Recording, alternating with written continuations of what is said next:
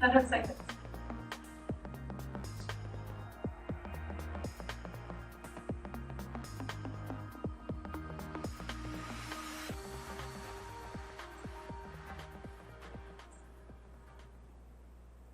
Hello everyone and welcome to EU Open Data Days. This is coming to you live from Luxembourg, and I know from yesterday that you're watching us from all around the world.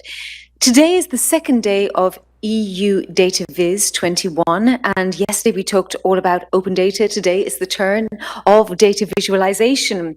It's also the first EU Open Data Days hosted by the Publications Office of the European Union. And on Thursday, tomorrow, we're going to have the EU Datathon finals. Yesterday, with the topic of open data, we had so many great talks, and all of those will become available to you on the website of the Publications Office. Now today, DataViz, all about trying to highlight data efficiency and effectiveness to convey the right message, how to put all of that open data to good use. We're going to discuss best practices and techniques to best serve citizens. And as with yesterday, we will also have a breakout to 3 parallel thematic sessions. Thematic session 1 will be from open data to data visualization, bridging yesterday's learnings with today's. Session 2, serving citizens with DataViz, which will focus on best practices and innovative techniques to best engage citizens. Session 3, using DataViz for policy making. How can DataViz aid the decision-making cycle? This will have a special focus on EU public sector. Now, just one point to make very sadly, Alberto Cairo was due to deliver the final plenary of the day and unfortunately cannot make it due to health reasons, but Matteo Moretti has wonderfully stepped in to fill the breach. So great thanks to Matteo and our condolences to Alberto. Now, to deliver the first welcome speech of the afternoon to open today's event, I have the pleasure to introduce Boštjan Koritnik, Minister of Public Administration of Slovenia, representing the Slovenian presidency of the Council of the European Union. Minister Koritnik graduated from Ljubljana's Faculty of Law in 2005, and alongside his work as a lawyer, he is also the managing director of the Zalobska audiobook startup company. Boštjan also has a keen interest in blockchain technology and entrepreneurship. Over to you, Minister.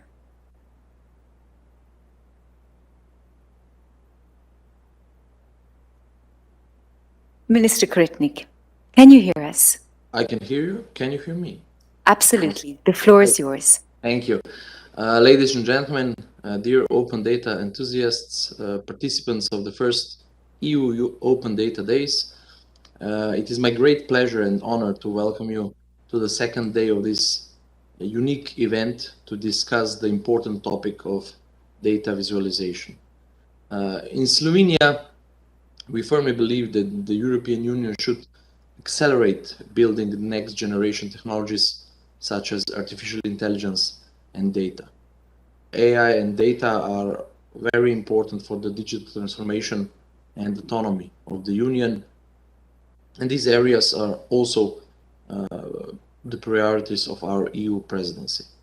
I'm very happy to say that at the Council, we have already achieved great progress on the Data Governance Act, which is complementing GDPR and Open Data Directive. This act is a key building block of the European data strategy. It will facilitate the reuse of publicly and privately held data and contribute to the creation of the common European data spaces. While creating these data spaces, where data can flow across borders and sectors, we should always keep in mind that the European rules and values are fully respected and that technology is trustworthy. Only then can trust be built between producers and users of data. The current pandemic has revealed and taught us how important the use of different digital technologies is, and has shown to what extent it is possible to make better decisions with the use of data. And therefore, it is extremely important to increase trust of citizens and companies regarding their data. With this in mind, we should focus on the flow of data within the EU and across sectors in line with clear and fair rules for their access, storage, and reuse. We can all agree that data is strategic raw material of the 21st century and the key asset for the transition to a digital society. It is a cornerstone for economic growth, competitiveness, innovation, job creation, and social progress. However, even if data is all around us, we only see it when someone properly displays it. At the beginning, data is just a series of numbers, of ones and zeros. When connecting and visualizing them, these numbers take on a completely new meaning. That is why visualization is one of the most important elements of working with data. It gives a clear picture of what the data represents, and it enables new insights. If we want to bring data available as open data closer to people, and we should certainly do it, the visualization aspect is extremely important.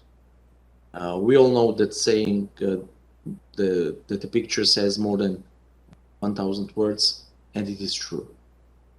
Even ancient cultures were writing messages with pictures, not letters. And today again, the use of picture messages such as emojis and GIFs is on the rise. Visualization is what people understand. It is the bridge between expertise and final use. However, no solution helps if the citizens are not ready to accept it. This is why the EU Open Data Days that connect different stakeholders, including end users, is so important. Everyone needs to be involved in these digitalization processes. And in Slovenia, we are, for instance, extremely pleased of our collaboration with universities. We have been successfully working with students who have developed or created various open data applications as part of their study program. This cooperation has also encouraged civil servants to develop new and better digital solutions for our citizens. We also motivate municipalities with financial incentives to unify solutions in terms of opening data and interoperability. We're especially proud of the various solutions created on the basis of open data. For instance, COVID-19 tracker that collects, analyzes, and publishes data on the spread of virus, the online application Autolog, which makes the used car market more transparent, and the online presentation of the state budget, where citizens can see on a daily basis how much the state has spent and how much revenue it has generated. I firmly believe that if data is not in conflict with the interests of an individual or a business entity, it is a public good. Since 2018, the Ministry of Public Administration has been the initiator of now the traditional hackathon in Slovenia. Like the EU Datathon that will take place tomorrow, the Slovenian hackathon encourages participants to create applications, visualizations, and digital solutions while using open data from the Slovenian public sector. Each year, our hackathon tackles challenges in different fields. We are very proud that our first hackathon focused on the cultural heritage, gained international attention, and was awarded the first prize of the European Cultural Tourism Network in the Innovation and Digitalization category back in 2019. Since April this year, we have got the supercomputer Vega, the biggest supercomputer in Slovenia and one of the most powerful supercomputers in the world. Vega enables European scientists to cooperate in large international projects, as well as enhance work in machine learning, artificial intelligence, and high-performance data analytics. We have also set up an open data ecosystem where data providers and data users meet. In 2019, the Open Data Hub Slovenia was established in cooperation with the Chamber of Commerce and Industry and the Ljubljana Technology Park. This hub integrates businesses, state and innovators in producing new innovative products. It is where cutting-edge technologies converge, the best development companies meet, and new technology stories emerge. Dear participants, it is important for our citizens, municipalities, countries, companies, and our organizations to come together and collaborate in events like this. It is encouraging to see new digital solutions as the driving force of the progress of our society. And I'm deeply convinced that the right use and presentation of open data can bring digital solutions and benefits to the whole society. Yesterday, it was all about open data and opening up data, while today I hope we will find solutions to challenges through data visualization. I wish you a lot of new ideas and an interesting discussion. Thank you. Thank you so much, Minister Koritnik. Wonderful welcome speech there. And I love the idea that we have always been using visualizations ever since the hieroglyphics and long before that too, still in evidence in some caves around the world. Now, moving on, our next talk will be given by Sixtine Boog, called Making Sense of Data.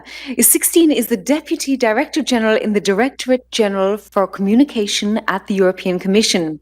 And she is a commission connoisseur, starting her career back in 1984 in the translation department. Welcome, Madame Boog. Thank you very much. And good afternoon, everybody. Very happy to be with you. And thank you very much for having me today.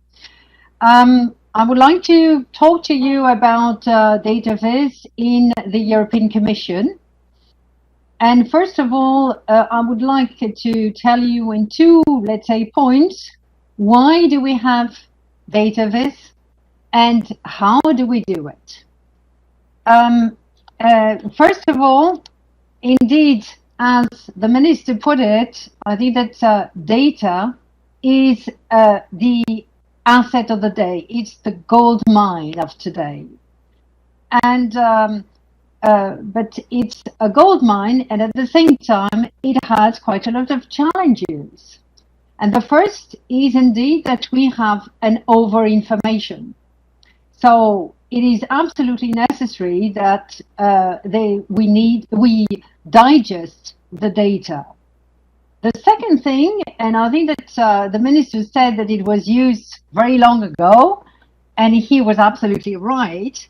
But what has changed is that the attention span is diminishing drastically. And what we've seen, according to the figures, between 2000 and 2015, the attention span has reduced from 12 seconds to 8 seconds, i.e. by 30%.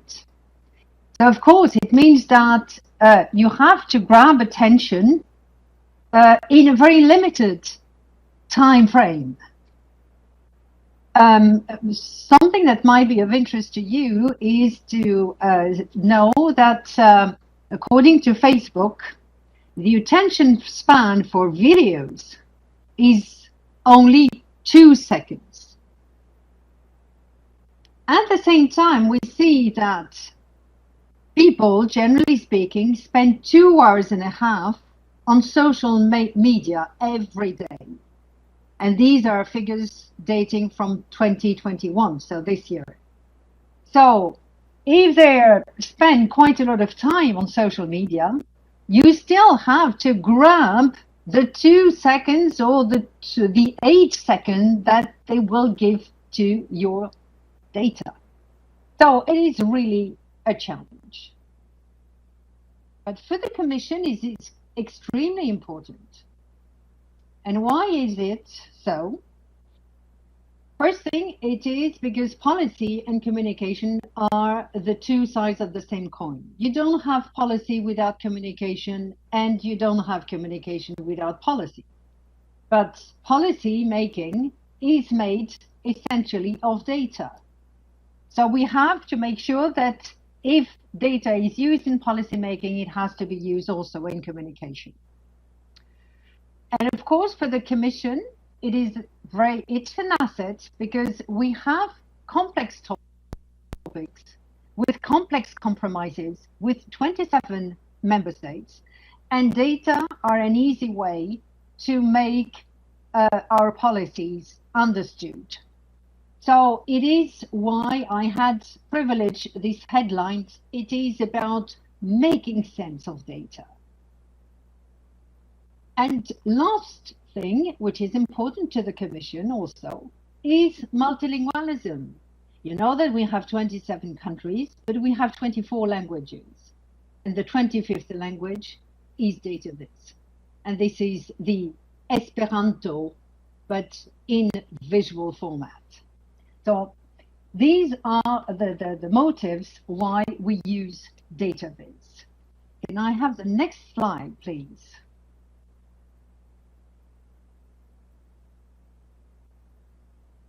So now, how are we using the data? Next, please.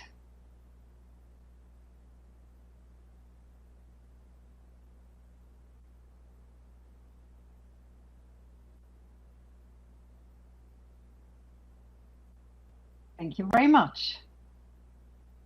So what I said is that indeed we have to manage complexity. And you see that, for instance, we have taken the policy of the European Green Deal, and there's an awful lot of things that we are doing and text that we are envisaging. But we use quite a lot of this data viz, and next slide, which will be a bit simpler than this one. We use it in our presentations, in the communication to journalists, everywhere in our communication. Next slide, please. Thank you. So what is interesting is that you always have to compare data. And you see that here we have in 2020 and 2030. If you give only one figure, it doesn't really make sense. So making sense needs kind of a comparison. And of course, this is not the right example, but we have quite a lot of examples where we can show comparative data coming from the 27 member states. So next slide, please. So you see that here we have something that is, let's say, quite colorful. And this is about Erasmus+. And what is important is to have kind of a narrative. So we tell a story based on data. And when you see the first one, you have a comparison between the 33 years that have elapsed and the number of people who have taken advantage of Erasmus. And you see in the 7 years to come, we will have the same amount of people. So immediately you can see that there are 10 million on both sides, but the number of years has changed. So first slide is about the facts. The second one is about the impact. And the last one is about the budget. So in a picture, you have everything at one hand. So indeed, how do we approach data viz for social media? What is important is that you have to sort of respect a few principles. And the first one, next slide, please, is about timing. If you have a good story, this is right, but it's not enough. You need to have the timing. And you need to hook your story to a broader context. And here you have the example of the International Oceans Day, where quite a lot of data was shared. And what we have done in the right two parts on the right side of the picture, is we have said what the EU is doing, whereas on the left side you have the situation at world level.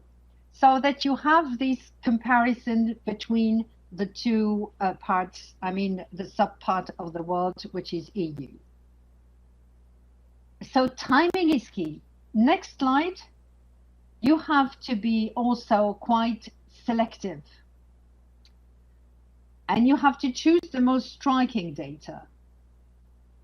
Indeed, what is important is that the reader, we create value for the reader and create content that they cannot find anywhere else is important.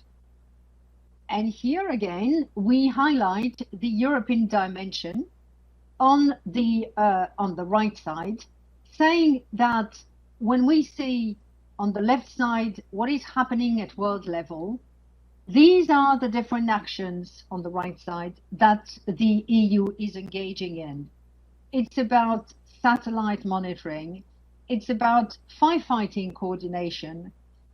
It's about also planting trees and more. So selection is important. And next slide. What is also important is that you have to innovate and adapt.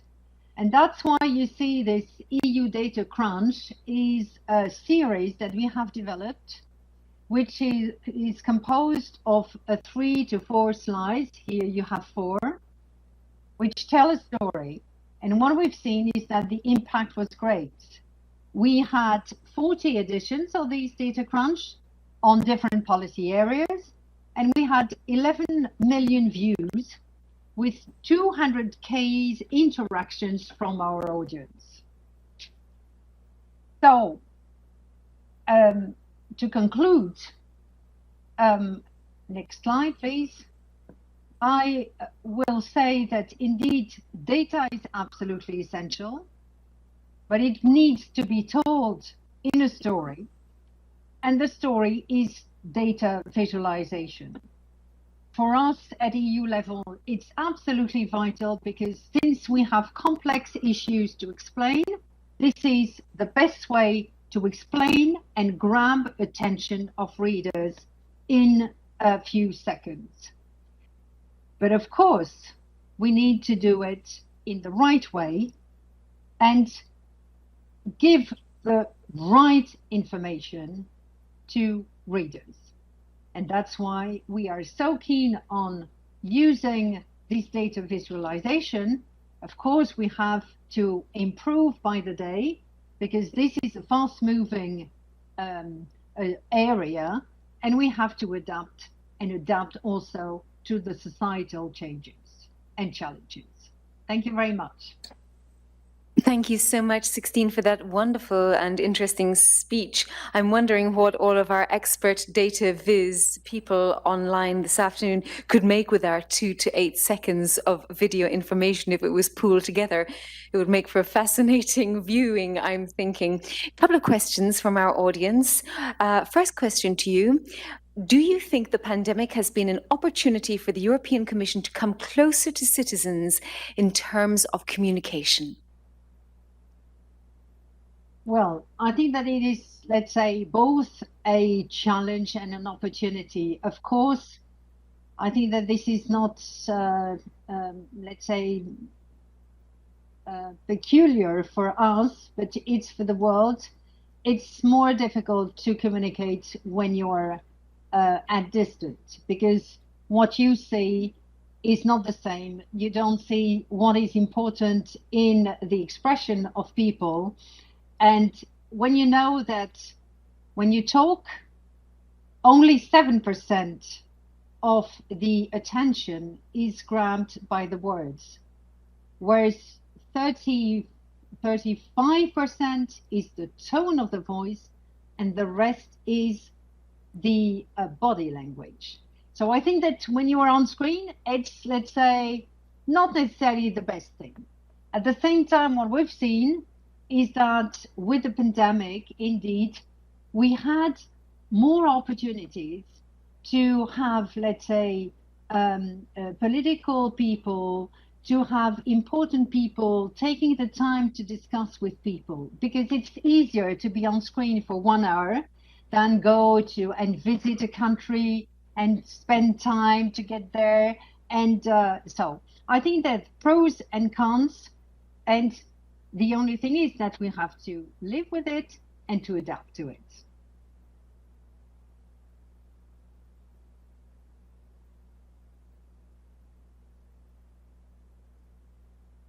Sorry. I'm going to ask you two more questions just because we're a little bit over time. So short answers if possible.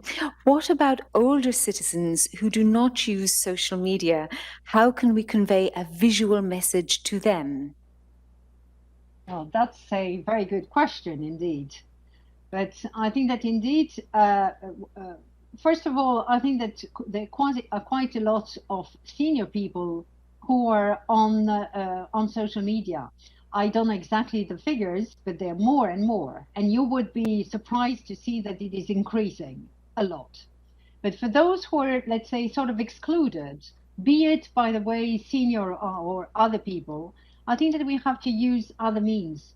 And you have, let's say, all sorts of means. And I think that one, for instance, is having events, organizing events, and making sure that we can have, let's say, this visual confrontation of people, which is very important. But there, of course, you can also have visuals, you can in media, audiovisual media, even traditional media. So there's a full range of possibilities, and I think that we should not exclude one to the benefit of the other. There was another very interesting question, but perhaps you'll be able to answer this and all of the other questions that are coming in directed entirely to you. I'll read it out because I think it's an interesting question. It has been said that it is important to be selective, select the most striking data. And this audience member, who is anonymous, says, can this be dangerous in terms of being non-balanced and one-sided? So I'll allow you to answer those questions online. Thank you so much for your talk and for your time, and best of luck with your continued work with the Commission. Thank you very much. Now, moving on to our next talk from Valérie Santo, Data Visualization as a Vector of Innovation, the Case for Lawyers. Now, Valérie Santo is the head of the Legislation Division and Legal KM, DG Legal at the European Central Bank. Valérie has worked in several EU institutions and completed her PhD with an emphasis on knowledge sharing and visualization. Her focus is currently on legal thinking, design thinking, and legal knowledge visualization, in particular using your Lex as a key source of legislative information. In this talk, we're going to learn a lot about a conceptual framework which is called the visual syllogism, and I am very much looking forward to learning what that is. Valérie, over to you.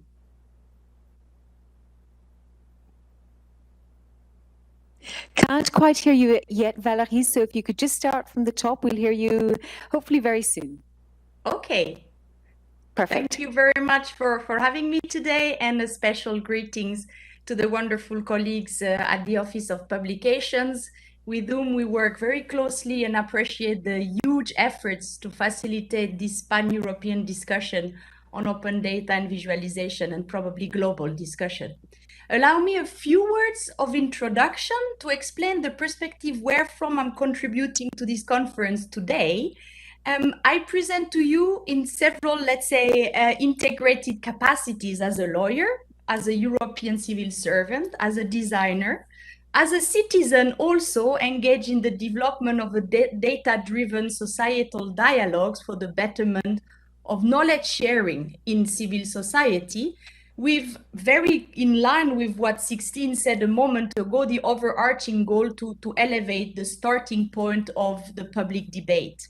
A second important remark that I also wish to make is that upfront is that what I present is by choice, not perfect and glossy, because in my 20 years of experience with visualization and design outside the usual places where you find design, communication, PR, architecture, and many more domains, it is only when it is not shiny perfect that visualization become a lever for collective intelligence and knowledge sharing. So I show more the backstage than the front stage today.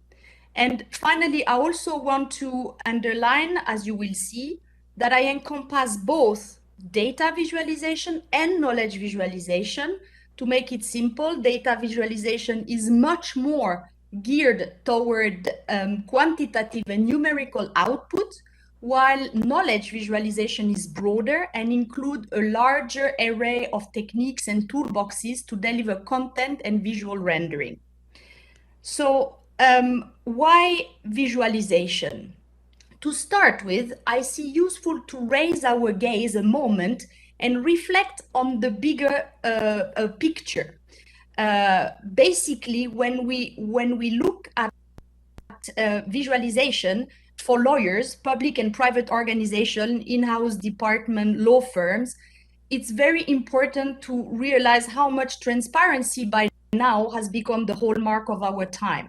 In its bright side, technology has enabled a very different relations to accessing data, information, and knowledge. And when transparency is coupled with accountability, the public sphere can be enriched with useful insight about how the world around us operates, commits to, and achieve or not the objective it has set to pursue. And generally, we are good at communicating objectives. We are less good at reporting about how well we have met or not these objectives, in particular in politics. So this approach to making public our talk helps with checking if we walk the talks. If we do walk the talk, it creates trust and empowers a very different kind of dynamics in politics, economic activities, and in the relation between the citizen and the other societal agents. So we create the basis for a more sustainable future and societal dynamics in our many different ecosystems that intersect. So providing visualizing obeys ethical principle and avoid misleading the viewer. And I particularly appreciate the question you sent off 16 to answer in the chat. I see the need to have very ethical and philosophical consideration whether having impact with visualization is a free ride or shall be ring-fenced with a certain spine in ethical terms. So the conversation cannot stop with glossy visualization output. It also needs to entail this reflection, but this is for another conference. So looking at now why visualizing the law matters. On the big scheme of things, in a moment, we will see the more operational reasons in the rest of this presentation, but on the bigger scheme of things, the law plays a central role in orchestrating human relation. It is essential for peace, keeping as it ambitions to regulate conflict, small and big, from buying your baguette of bread to much more complex trading agreements. By having legal certainty, it makes the textile interlinking societal agent more trustworthy and generates stability, which is crucial for outgrowing the challenges of our times. And so how do we go about that? I take a minute on this a little bit more abstract slide, which is a methodology slide to understand how and why in the depths of things visualization has the power to help us collectively solve the challenges of our time. Much of what I have presented until now can be activated by using visualization. Visualization helps us with our collective cognition. We too often reduce our knowing to what happens in our individual physical brain. Yet cognition appears for the tenets of the theory of extended cognition to be a process involving many more dimensions. We know with our bodies, embodied cognition. We know in that we relate to other fellow beings, extended cognition. We know when we pause acts, following up on our ideas, enactive cognition, and we know in context, embedded cognition. If we harness these multiple dimensions, helping ourselves with visualization, we completely transform the collective conversation. And my research shows that visualization in daily business unveil these different dimensions and render them accessible. We can then work on better engineering the mobilization or generation of knowledge and know-how.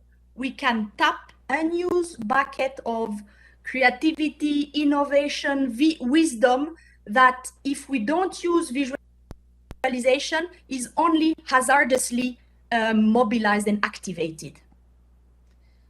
So what we do with the data and knowledge that we use is, as you can see on this slide, nothing original to say the least. It's a very well-known sequence. So we ensure that data are collected. We visualize, we prepare the data, we visualize, we analyze, we communicate, we draw action. This is a very classical set of components. It looks linear, but it can be, of course, obviously iterative. There might be some phases with many looping. As you see on the screen, the challenge of this nice narrative is that the ball seems to often stop after the analysis phase. There is a lot of work and enthusiasm and effort and time and money invested up to that moment. But from there on, all becomes complicated. Oftentimes, it appears that one key blocker is that those generating the data visualization and those susceptible of meaningfully using them are separated and do not necessarily interact. One big plea from me today to the broader community, but I know I'm just one of many voices advocating this approach, is to break the silo between data scientists, topic expert in the context of our talk, lawyers, and decision makers, to tap the full potential and not just leave data visualization and knowledge visualization as a set of sophisticated nice to have that some lost communicator are always pestering us with. No, it has such a huge potential that it cannot be, let's say, delegated to others. What we do with what we see is exactly what a minute ago you kindly indicated, the visual syllogism.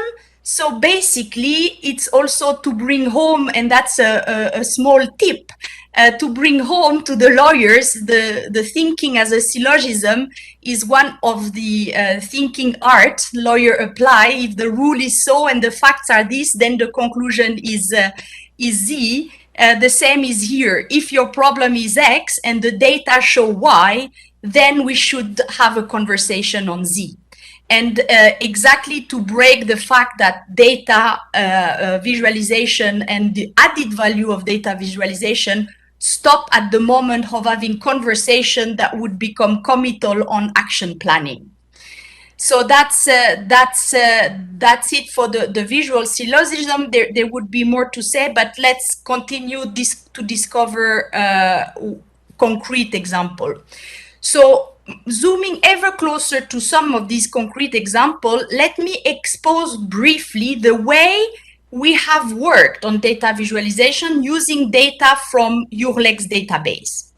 Our problem was we needed a lot of manual effort to have a simple overview of the assets in our ECB legal framework, because many people may not know, but we are also a legislator along the other three well-known EU legislators.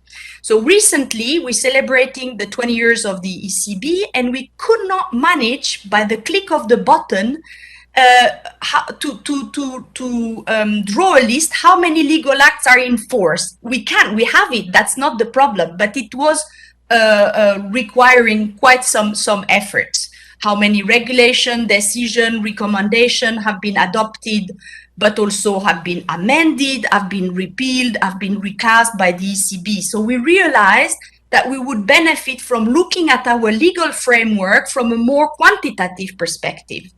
And this is the different, on this slide, you see the different parameters that we had to square in order to get our way further.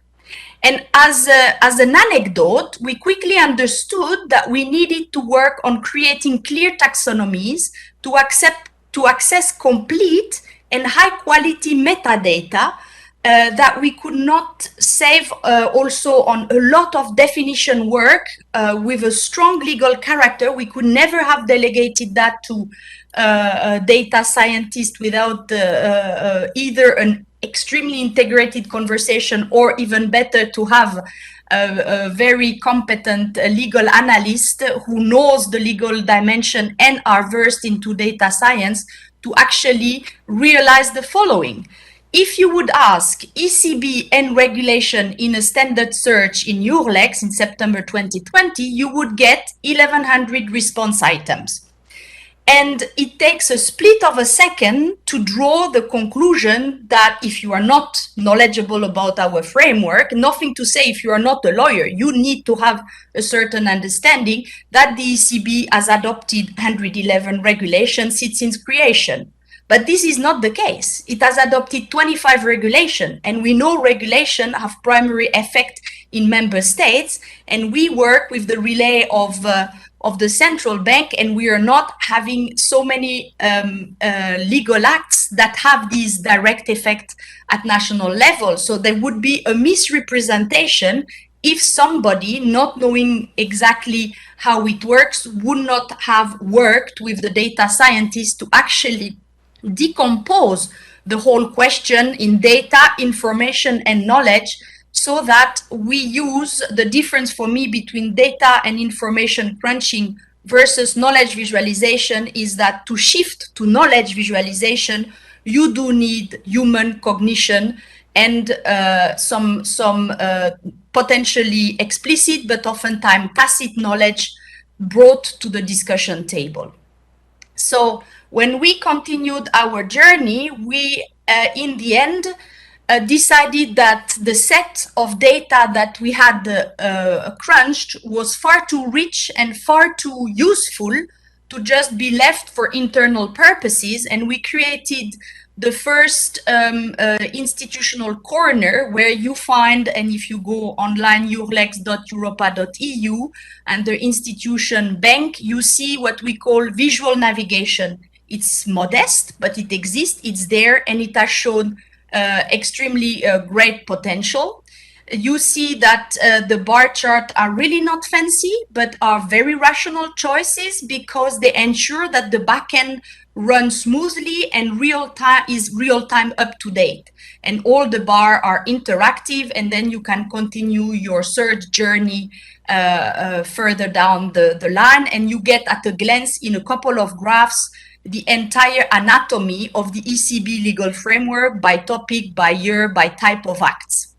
So we wanted to also not only avail for those using our framework, but also the general public by means of reaching out through this communication tool, a different way of allowing people to access a body of law that is very important.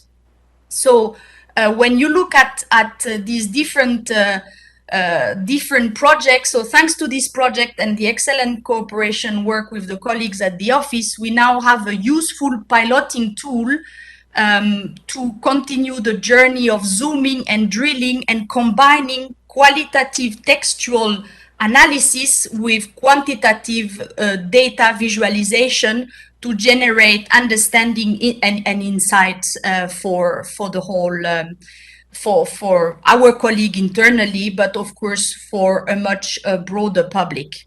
And interestingly enough, when we look at the dashboard that we use to understand a little better the how it works, we realize that indeed the use of the ECB pages on Eurlex are very much outside the EU institution, which is not, we are not feeding into the echo chamber syndrome, but we are really reaching out to externals. So 2% is only people from the institution, while 98% are people outside the institution. We have 10 topics which are front runner, which is a very good indicator for our communication efforts otherwise. And we have a sense of what are the big topic for being downloaded, which incentivize us to also work on the digital publication side of things. So I move now to another view, which is still for lawyers, looking also at internal matter. So changing the focal and also presenting an example of the internal use. The first infographic in the middle of the slides helps to understand and for instance, ground a discussion which was on confidentiality, personal data, and secrecy into quantitative. If we had, and we had previously, a conversation about these topics, we realized that it goes very much in discussion in principle and in abstract. But from the moment we transform the conversation into quantitative, all of a sudden the magnitude of the challenge and the necessity to evolve our jurisprudence was obvious. And so normally this would not have been at the legal discussion table, but thanks to bringing these quantitative data vis, we could contribute and evolve the discussion. That's one of many examples going in the same logic. The Sankey, many of my visuals are not really readable. Don't get upset with that. That's not the point. It's just to show. If you would have to explore the physiognomy of one of the legal acts, the ECB issues, which is we call ECB opinions on a draft proposal of EU legislation, you think, okay, you have for the period 2015-2020, 46 of them. So you think 46 requests, 46 opinion, life is straight and forward.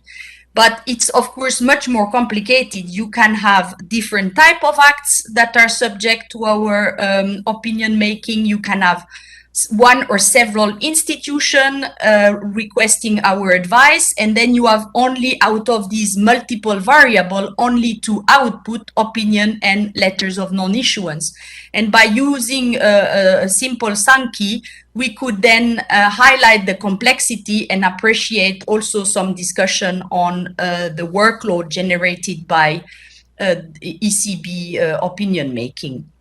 The bottom one is more to have a sentiment of where our legislative effort by topic have gone. Of course, the bigger the part in the portion in the bar chart, the higher the number of opinion issued. So we have also more and more bringing this dimension that we crunch internally in the legal department in order to have some data-driven conversation that we may not have had to this extent before we started our journey on bringing visualization as a key factor for innovation in the legal field.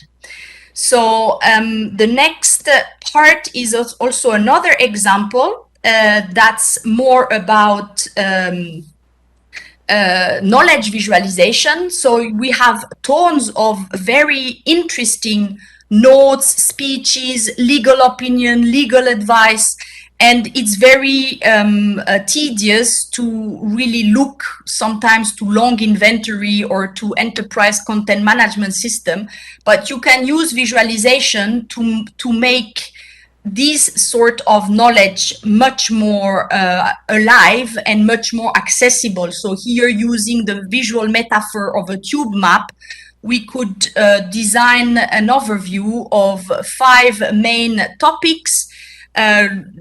They would draw the tube lines, as you know, from a city metro, and then the station would be in a sequential order, in this one on chronological, the development of a number of more detailed topics. So overview first, detail on demands, the classical credo of visualizers. So that's an important aspect, that we get a little less captive of the world of words and we go more into the world of visualization. So the lawyers tend to sometimes really enjoy referring to complex set of sources to make their points, but their clients, be they lawyer or non-lawyer, are impatient. 16 eloquently addressed how we are in an economy, or if not war for attention, and that our attention span is extremely limited, 2 to 6 seconds, 2 to 8 seconds, depending on the studies and the sources you are reading. But basically, we cannot count that the people will lend us all the attention that we would need to make our expose. Here is an example where many documents were used to explain the type of legislative technique, and now we have moved without losing in terms of integrity of knowledge and added value of the legal advice that the lawyer gives. That will never, a visual will never replace a legal advice, but will definitely avail timely operational information that, if they come late in the process, may create a lot of governance disruption, a lot of waste of productivity, a lot of useless and avoidable bugs in our routine. So that's a little bit the sort of things we are doing more and more, availing knowledge across the organization to really use knowledge sharing as a factor for really availing best state of information possible without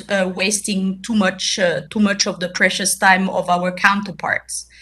So all I presented until now would not have been possible if we had not worked on building visualization capabilities internally. Delegating to communication expert or external is surely important and needed. We need advanced capacities, yet it takes to rethink our working and see visual literacy as a cornerstone in the third decade of the 21st century with white-collar workers. Visualization, as 16 said, is the 25th official language of the EU. If we train our visual muscle in our day-to-day, we relate to our own tacit knowledge and wisdom with very, very different approach than if we only think and express ourselves in words and number. What you see here is a way of visually journaling our work, our effort, our added value. These are meeting minutes, what you see on screen. And we do them for our internal purposes. It's not just because we communicate with the citizen. How can we feel what the citizen feel if we are not ourselves using the same approach to treat ourselves? Empathy is born from first-hand experience. So at once, we deeply grasp that visualizing is not decorating, it is analyzing, it is thinking, it is empathizing, it is relating. And so it's really important to realize that our visual sense is super overstimulated while our imagination is super underused. And that is something that we need to tackle and harness. It's complicated, it's soft, it's hard to thematize and operationalize, but it's not because it's hard that it shall not be done. And so to really move to the, let's say, so what of the entire conversation that I have offered to you today is really a plaidoyer for using vision to think. And it's really important to realize how much visualization and how important the visual cortex is in our cognitive processes, how much artificial intelligence founding fathers, or let's say developers, have inspired themselves from our visual cortex. So it really matters a lot to understand the value and vitality of this energy our brain uses in the visual cortex, and in disproportionate amount of oxygen in comparison to the other parts. So there is something to this that we need to realize. Some people say I'm visual, others I'm not visual. It has nothing to do with that. The operating system consume enormous visual input in order to make sense and orient ourselves in our lives. So I hope my plaidoyer in favor of using data and knowledge visualization for the law has, if not convince you, at least spark some interest. I claim, as more and more in the legal domain, we see blossoming trainings and book on legal design thinking that lawyers are late adopters, but they will profit and experience as fast forward this new possibility to combine multiple medium, numerical, word, visual, and that one is not there to substitute the other, but to augment our cognition, and so that citizen and society can only profit from such a shift if the guardian of the law, the lawyers, understand data, visualization, and last but not least, digitalization in their own skin. So I thank you for your attention and look forward if one or the other question comes our way. They certainly will. Thank you so much, Valérie, for that very comprehensive talk. Now we're running over time, so I'd appreciate for the next speaker and actually for the break for people, if you can try to keep answers concise, but I realize that might be difficult. The most popular question so far is, you seem to make a strong link between visualization and public debate. Can you please elaborate? Oh, thank you for, very much an important question. I will just answer with a visual. The red bus for the Brexit. This was really a visualization with a number, the pretended budget sent to the EU. I would have a lot to elaborate on, but I think that visualization makes the point in one go. I think that's an excellently concise and very visual answer indeed. Yes, we will not elaborate further on that point. Another question that's very popular. Do you work with a designer? And if you do, at what point in the process do you include them in the team? So basically, we have worked for all that is publicized on Urlex. We work together with the Office of Publication colleague. We have done a lot of homemade. We baked the cake at home quite a lot, and they astutely turned that into visuals for publication in the website.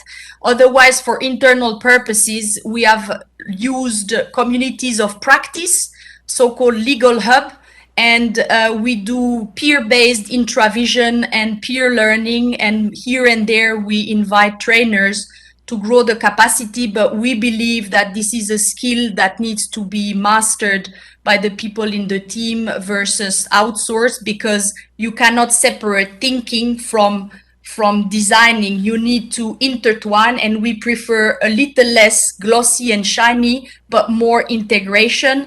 And then we will see if the journey continues to expand. We may have to, of course, recourse to better people who know how to better use certain software to lend us some support. Thank you so much, Valérie. There are plenty more questions for you. And as always, I'm directing our audience members to send them perhaps more directly to you. And if you feel that they are worth elaborating on further to a wider public, perhaps you can make your answers available in another format yet to be discussed. Thank you so much, Valérie. Thank you very much. It was a pleasure. Great to have you. And next up, we have Jonathan Swabish, who is a senior fellow at the Urban Institute in the United States. His talk is going to focus on diverse, equitable, and inclusive awareness, DEI, in data viz. How can people apply a non-biased lens to their data to reflect the lived experiences and cultures for all of those they are trying to include in their work? Jonathan Swabish is an economist. He creates policy-relevant data viz. He's also written a number of books and teaches, always with a focus on helping people to clearly communicate their findings in an accessible way. So, Jonathan, over to you for your talk entitled Applying Diverse, Equitable and Inclusive Awareness in Data Visualization.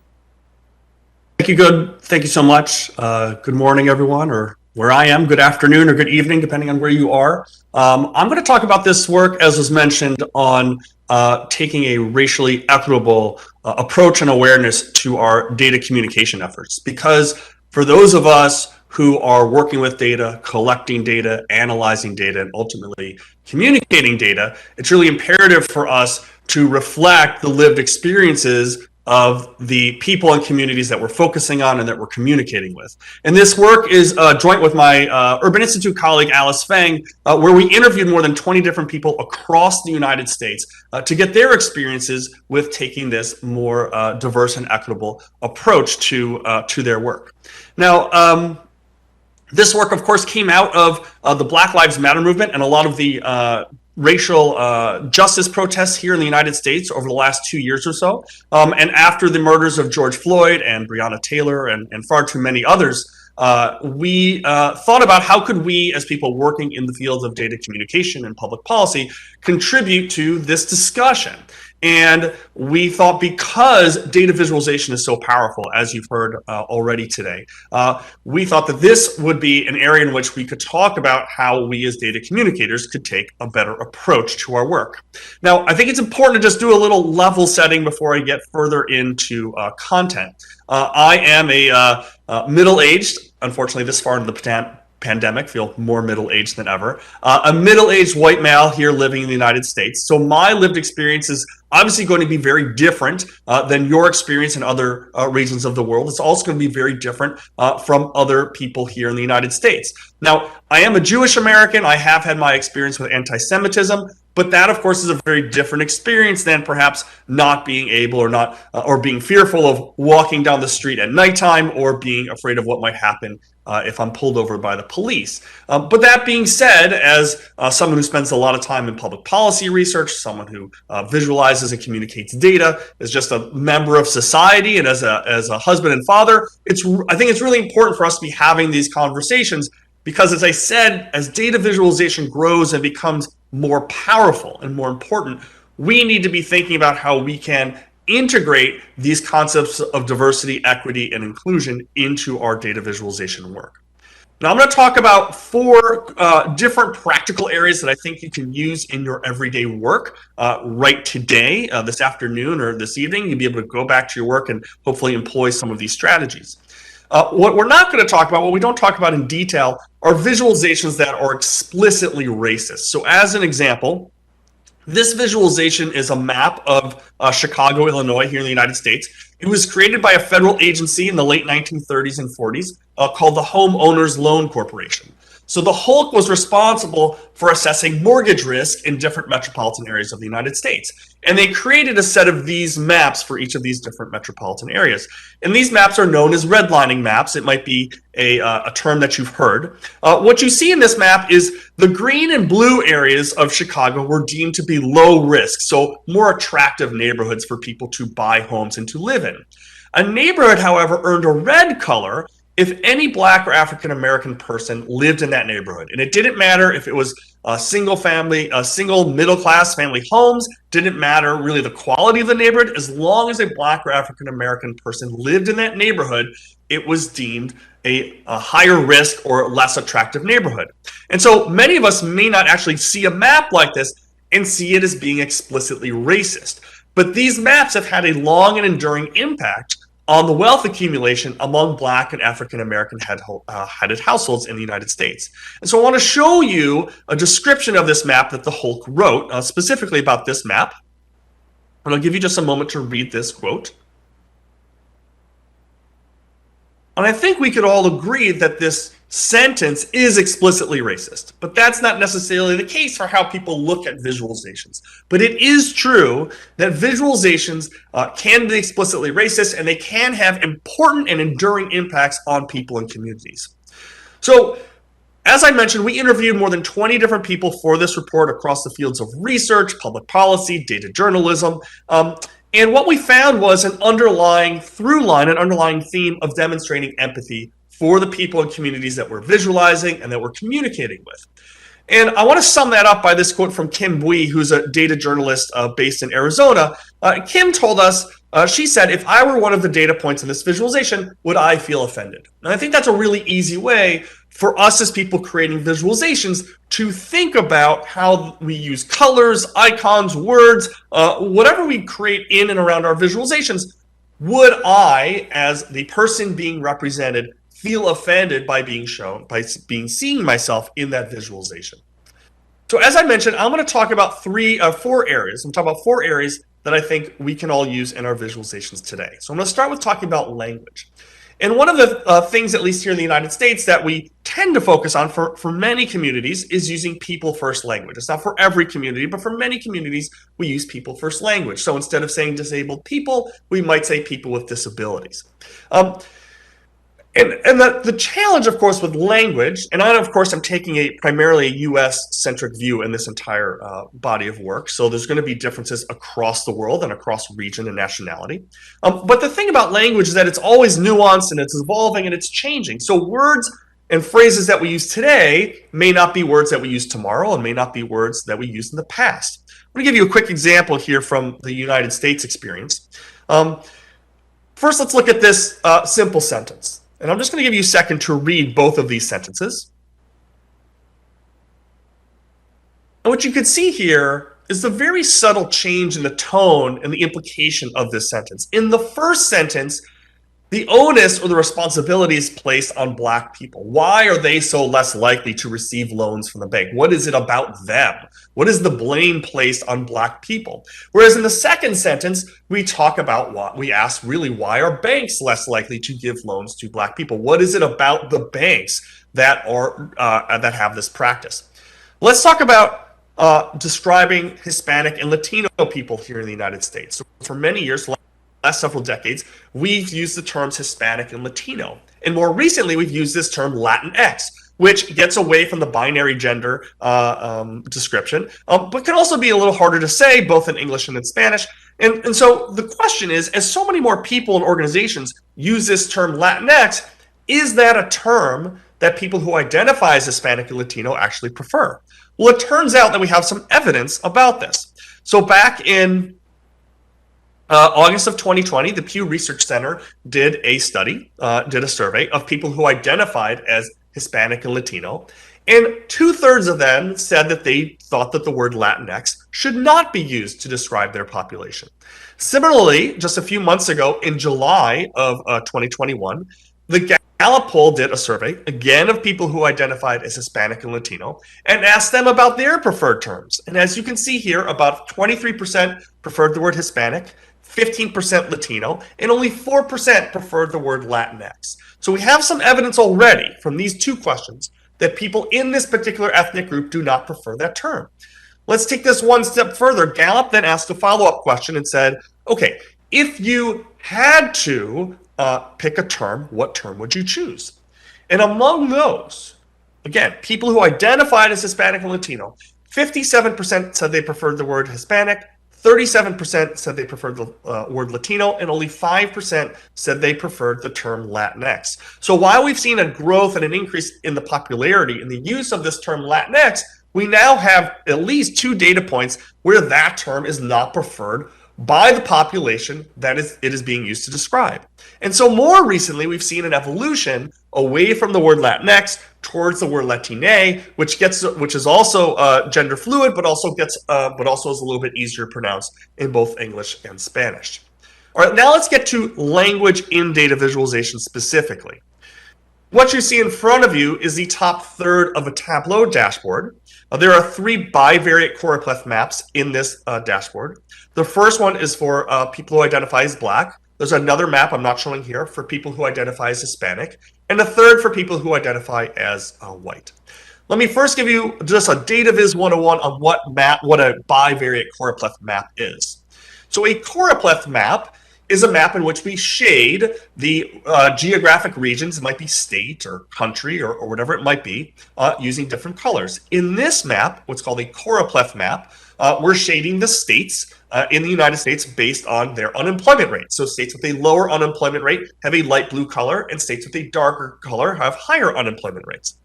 Well, if we have that single color band, we can extend that to what's called a bivariate choropleth map, in which instead of one variable, one metric, we have two metrics. So I'm going to zoom in on the legend in this map so you can see what's being plotted.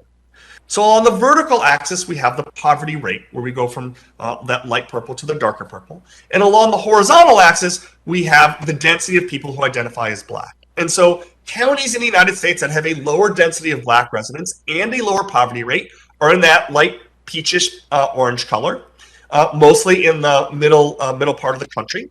And then counties that have a higher density of Black residents and a higher poverty rate are in that very, very dark purple color, that almost black color in the southeastern part of the United States. So now you know how a bivariate choropleth map works. We've seen many of them over the previous year or so, more recently showing COVID vaccinations versus COVID infection rates. But let's focus on the words that are used in this legend. Along the vertical axis, this phrase, more poverty. Well, poverty is an experience. It's not a static description of a person or household. I could be considered in poverty this year, but not necessarily next year. And more importantly, for this particular work, the phrase more Black references skin color, doesn't reference people. And so if we want to take a more equitable, inclusive approach, we probably want to try a phrase, a word, a term that is more inclusive and references people, not the color of their skin. So in this case, we might want to use the phrase larger proportion of the Black population and larger proportion of people in poverty. These are more verbose, they're longer, maybe they don't fit as nicely in the legend or in a bar chart or in a table. But again, when we represent people, do we think that they would feel offended by being referred to as more Black? I certainly feel like I would be offended if the phrase was more Jewish. So we need to be taking that empathetic approach to the people and communities that we are trying to communicate with. And I'll just say that after some discussion with the original author, they ended up changing this from more Black to larger Black population, which I think is another point to make about us needing to be open to have these conversations and be able to be willing to make change and to learn and evolve. All right, so I've talked about a language. Let me move into talking about missing groups. And I'm differentiating here between missing groups, which is groups that are not captured at all in the survey, versus missing data, in which maybe I don't have an observation, someone didn't answer the question on income or region or whatever sort of status. So perhaps the easiest way to think about this is with gender. We know that gender is not binary, and yet most surveys, especially here in the United States, still frame the question around gender as binary, as male, female. What you see in front of you is just examples of questions about gender from 6 different major federal surveys here in the United States, each asking the question in a binary format, male, female. Now, we've seen lots of examples of people not doing this well. Here's a series of drop-down menus in other surveys of people kind of perhaps not doing a good job. I think my favorite here is the one in the top right, where the options are male, female, and human. Probably not the most inclusive way to describe or prompt people to describe themselves in this population. We can apply this to race as well. What you see here are basically the 6 or so most common aggregate racial groups that are collected primarily by the US Census Bureau. And if we estimated the poverty rate for these 6 large groups, we would find singular estimates. But in these questions, in particular the American Community Survey, respondents are able to write in more detail. So they're able to check the box for American Indian or Alaskan Native, but then write in more detail so they could identify themselves, for example, from the Sioux tribal nation. And if we look at poverty rates for those different groups, we see huge variation in just this one metric. So for example, in that American Indian or Alaskan Native category, the overall poverty rate is 23%, but it varies from about 5% on the left end to almost 40% on the right end. So we see huge variation here when we dive a little bit deeper and we think a little more carefully and with a more thought and awareness toward inclusiveness than if we just look at these aggregate groups. And what about this other group, the dreaded other category? I mean, we are literally othering people when we use that word to describe people. They are not included in the survey itself. Now, the word other itself, at least obviously in English, I find the definition very interesting, especially this 5th entry in the dictionary. Disturbingly or threateningly different. I think there's a connotation around the word other that this group, again, not captured in the survey, because it's this last option where someone checks other. They're not included in the other questions, or the other options. And so there's this connotation that that group is somehow a disturbance or somehow a threat. So what terms could we use instead of the word other to get around this issue of othering people? Well, a lot of people we spoke to suggested the word another, which, as you can see here, doesn't necessarily match up grammatically in terms of its usage, but we could probably get around the word other, the word another in this use case. But we think we have some additional options for you to consider. And obviously, this is going to vary based on your region, your country, your language, of course, as well. But here are some alternatives that we think are useful. Another race or races, additional groups, all other self-descriptions, people identifying as other or multiple races, identity not listed, and identity not listed in the survey. All are true, and all are viable alternatives to the word other, even though the person in the survey selected the box, checked the box for the option other. We think to be more inclusive and be more equitable in our work, we as a data communicator could go in and say, we have decided to use the phrase all other self-descriptions here, even though the original survey used the option other. So we think these are some alternatives to this phrase and option of othering people. And of course, we're open to hearing more options that we could use. And of course, are interested in hearing what you might use in your specific experience. I think we could all agree when CNN describes people as something else. That's definitely not how we want to describe people. Again, would I feel offended if I was described as something else? I think I probably would be. All right, let me talk. I've talked about language. I've talked about missing groups. Let's talk about icons very quickly. Icons are a great way to help people see themselves in the data. And this is sort of an infamous data visualization. It was largely derided for a long time on Twitter and elsewhere. We've got the stereotypical pink colors showing these different plates. The graph doesn't start at 0. The icons are not sized by height, they're sized by area. I used to describe this graph as saying, I bet women from India are really offended by seeing themselves presented this way. And then a woman from Latvia was in one of my classes, and she says, well, what about me? Like, I don't feel like I'm some huge giant here. And I want to share with you a tweet from photographer Saba Ibrahim, who wrote, and this was about a year ago, she wrote, as an Indian woman, I can confirm that too much of my time is spent hiding behind a rock, praying the terrifying gang of international giant ladies and their Latvian general don't find me. Which I think is sort of a funny, tongue-in-cheek tweet here. But I think it also is a perfect demonstration of how people see themselves in the data. In this very simple visualization, she sees herself in the data and how she's being represented. More recently, I've seen a series of visualizations from Eurostat being shown, and you can see the icon here. This is people showing people at risk of poverty in these different countries. And does this icon strike us as something that how we would want to be presented with the as a clearly feminine icon, pulling the pockets out as if they're empty, and also that the icon here isn't aligned with the right part of the chart, right? The shorter bars mean less people are at risk for poverty. And they've done, and this is used similarly in this graphic as well. And so I think we really need to be careful in our use of icons, especially when we are representing people.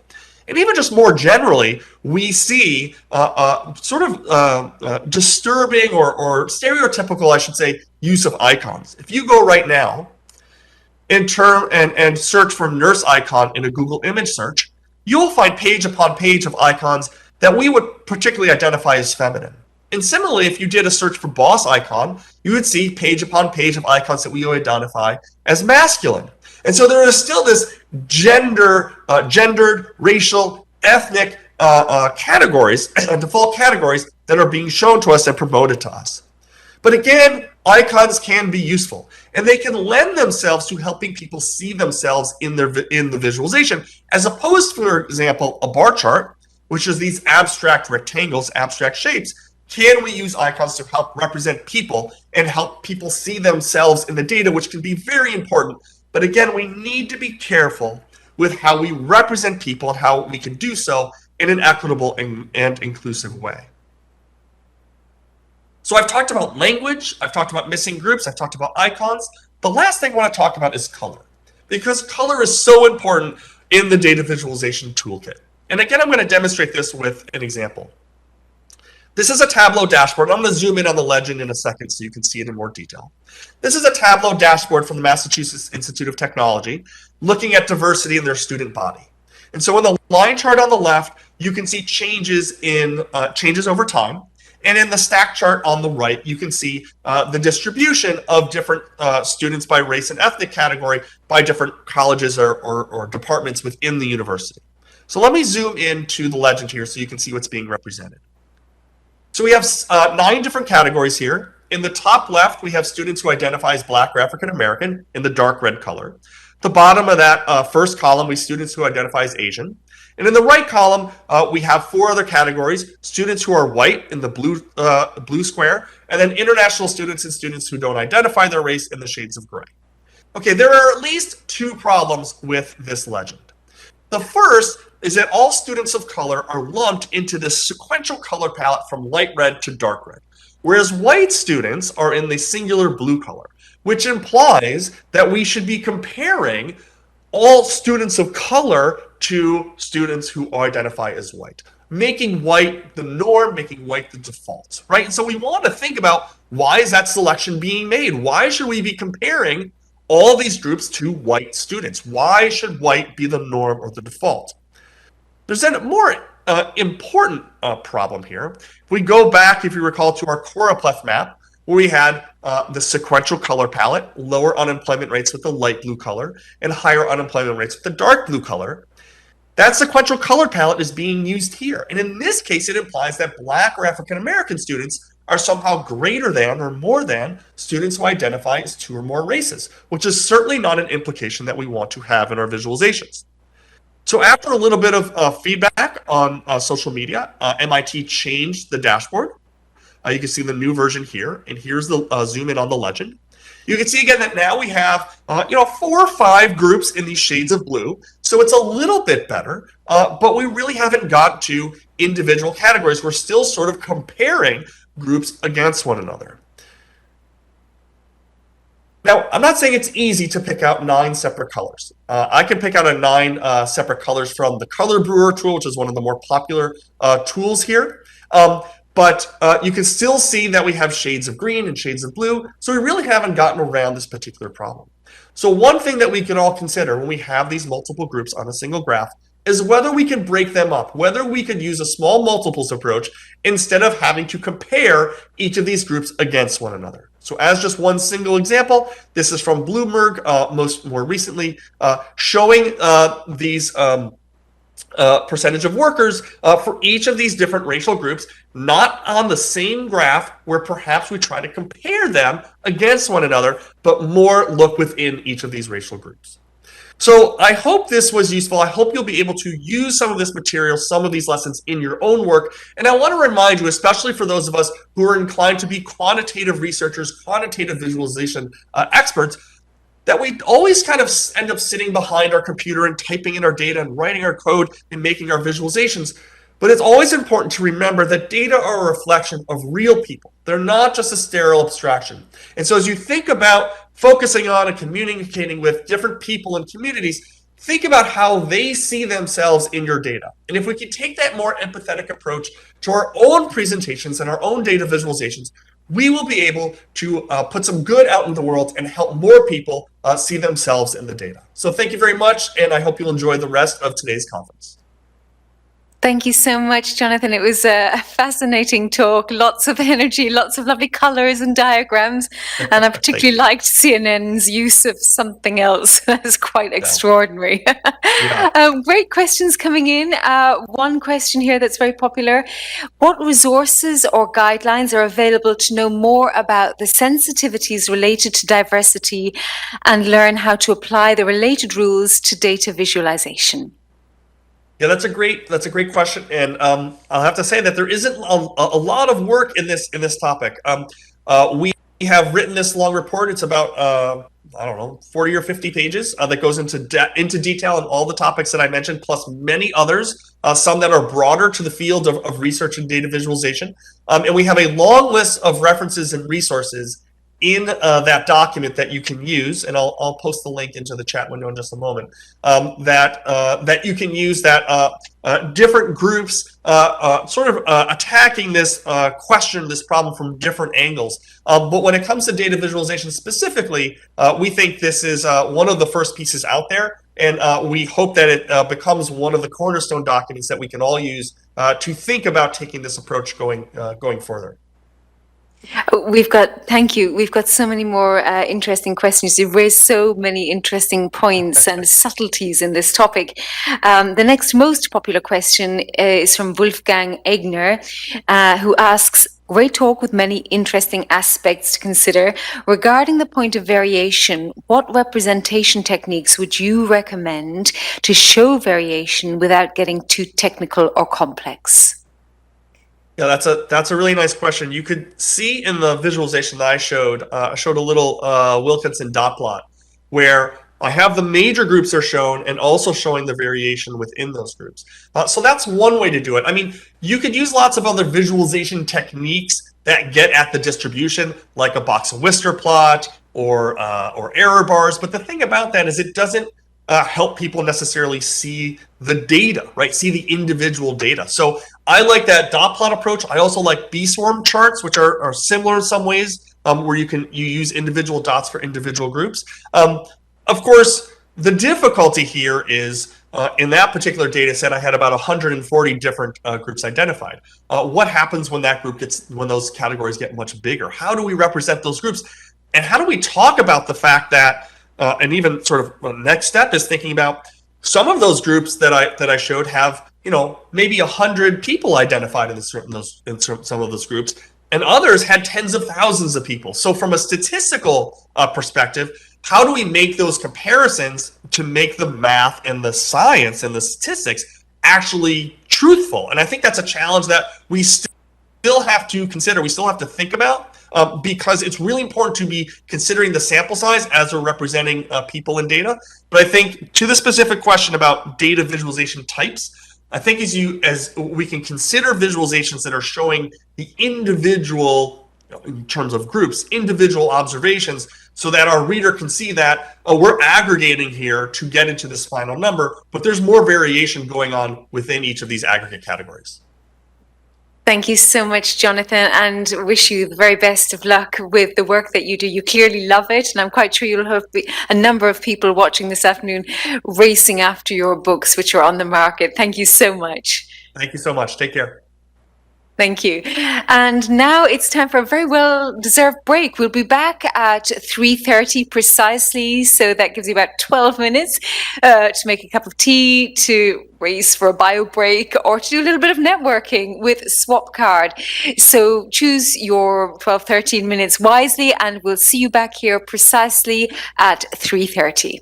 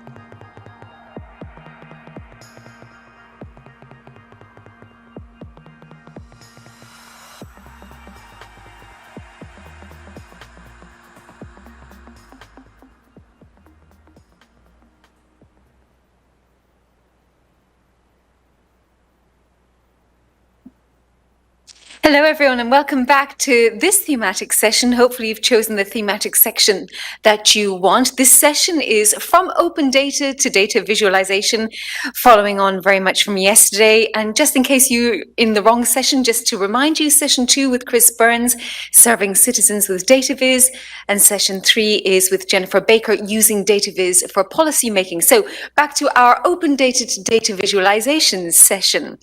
We're going to have a returning speaker for the start of this session, Benjamin Wiedeker, the founder and director of Interactive Things, a design and technology studio. And since the last time we spoke, he looks a little different. He's grown a little beard, and I believe you're joining us from Montana. It's definitely the States. Is that correct, Benjamin? You'll be live. Yes, we can hear you. Where do you live right now, Benjamin? It's Colorado. Close to Montana, Colorado. But a little bit more somewhere where beards were definitely in the majority. And your talk is entitled Empowering Citizens to Turn Open Data into Compelling Insights, and will feature work commissioned and co-created by the Swiss Federal Administration. Over to you, Benjamin.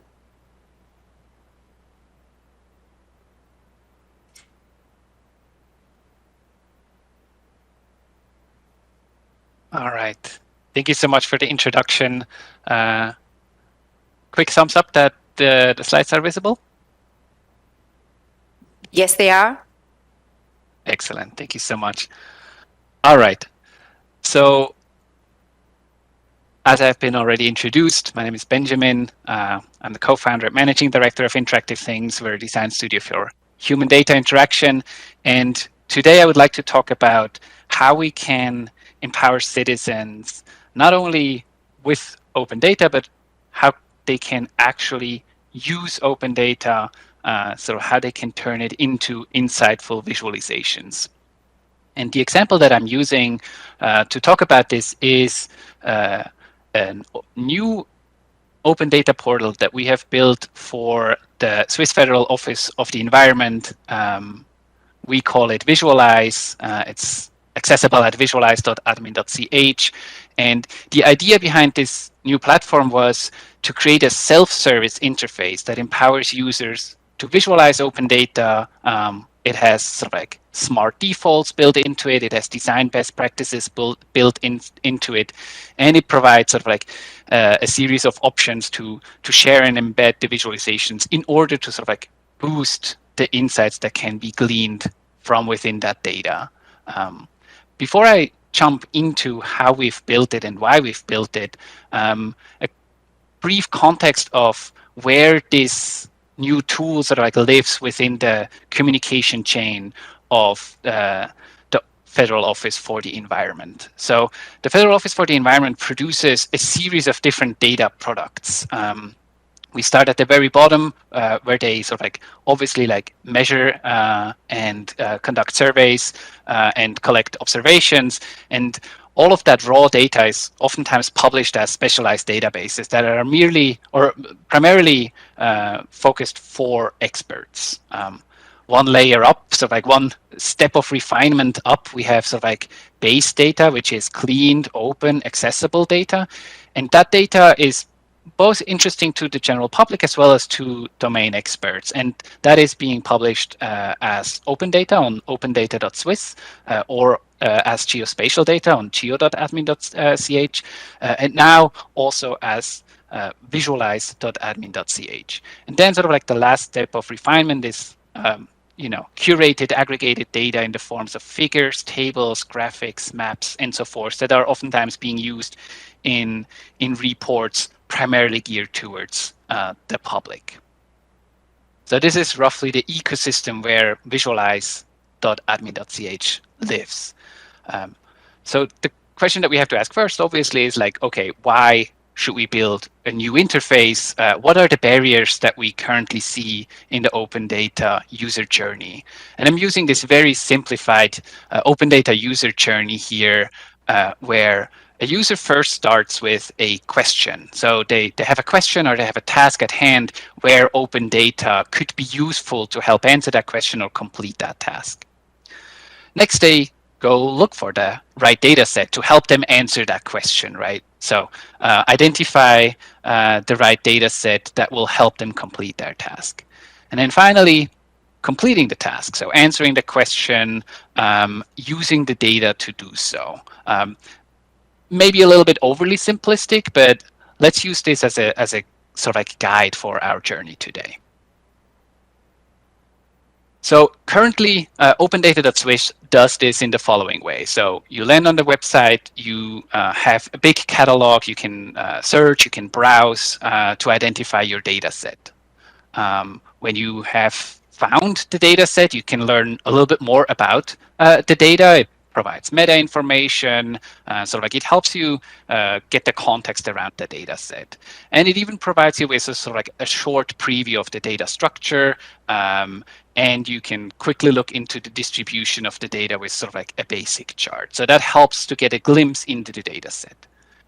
But what this sort of like where this portal ends is basically when people have to now answer the question, where they have to complete the task.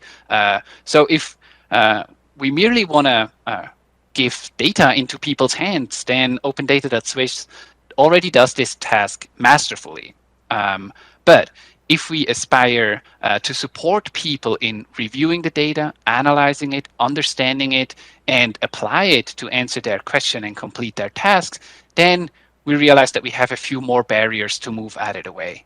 Because oftentimes what people do is they take the data and now they have sort of like a plethora of tools at their disposal to understand the data and eventually complete the task with it. Common software like Excel or PowerPoint, advanced analytics tools like Power BI or Tableau, simple web applications like Data Wrapper or Flourish, all the way to building own custom software with R, Python, or JavaScript. So the choice of the tool and how to apply it is left in the hands of users, which is ideal for advanced users who have the knowledge and skills to do so, but it's not so ideal for people who might lack the technical expertise for how to use them. So we identified a few challenges that we wanted to overcome with building Visualize. The first one, we wanted to sort of like fix the incomplete tool chain. We didn't want to stop with providing data sets. We wanted to actually help people and provide them with the tool to analyze and visualize that. We also wanted to sort of like lower the required expertise. So creating clear and compelling visualizations is a technical craft, and we can't expect all people who want to work with open data to have or acquire that craft. And the last thing is we wanted to make making sense of open data a collaborative effort and not sort of like a one-man show. So current portals oftentimes lack the possibility to share and collaborate on these insights. So solution might be a little bit of a big of a word, but here's our approach, how we sort of like try to overcome these challenges. Our aspirations were, we wanted to give people access with confidence, like one unified interface to access all the data independent on the different silos where that data might be coming from. We wanted to help them visualize for efficacy. So we wanted to empower them and create visualizations that are already well designed and usable without any sort of like programming or advanced technical skills required. And we wanted to help them share these visualizations, share these insights with others so that others can sort of like contribute or at least sort of like directly learn from. So this is what the Visualize currently looks like. It's not quite unsimilar to OpenData.Swiss, where you can search and browse the data sets. You can identify them and learn more about the data set using the provided meta information. But then we switch over. We switch into letting them choose different chart types to visualize that data. That could be a column chart, an area chart, or a scatter plot. They can further customize the chart and highlight sort of like specific aspects and specific insights that they're interested in.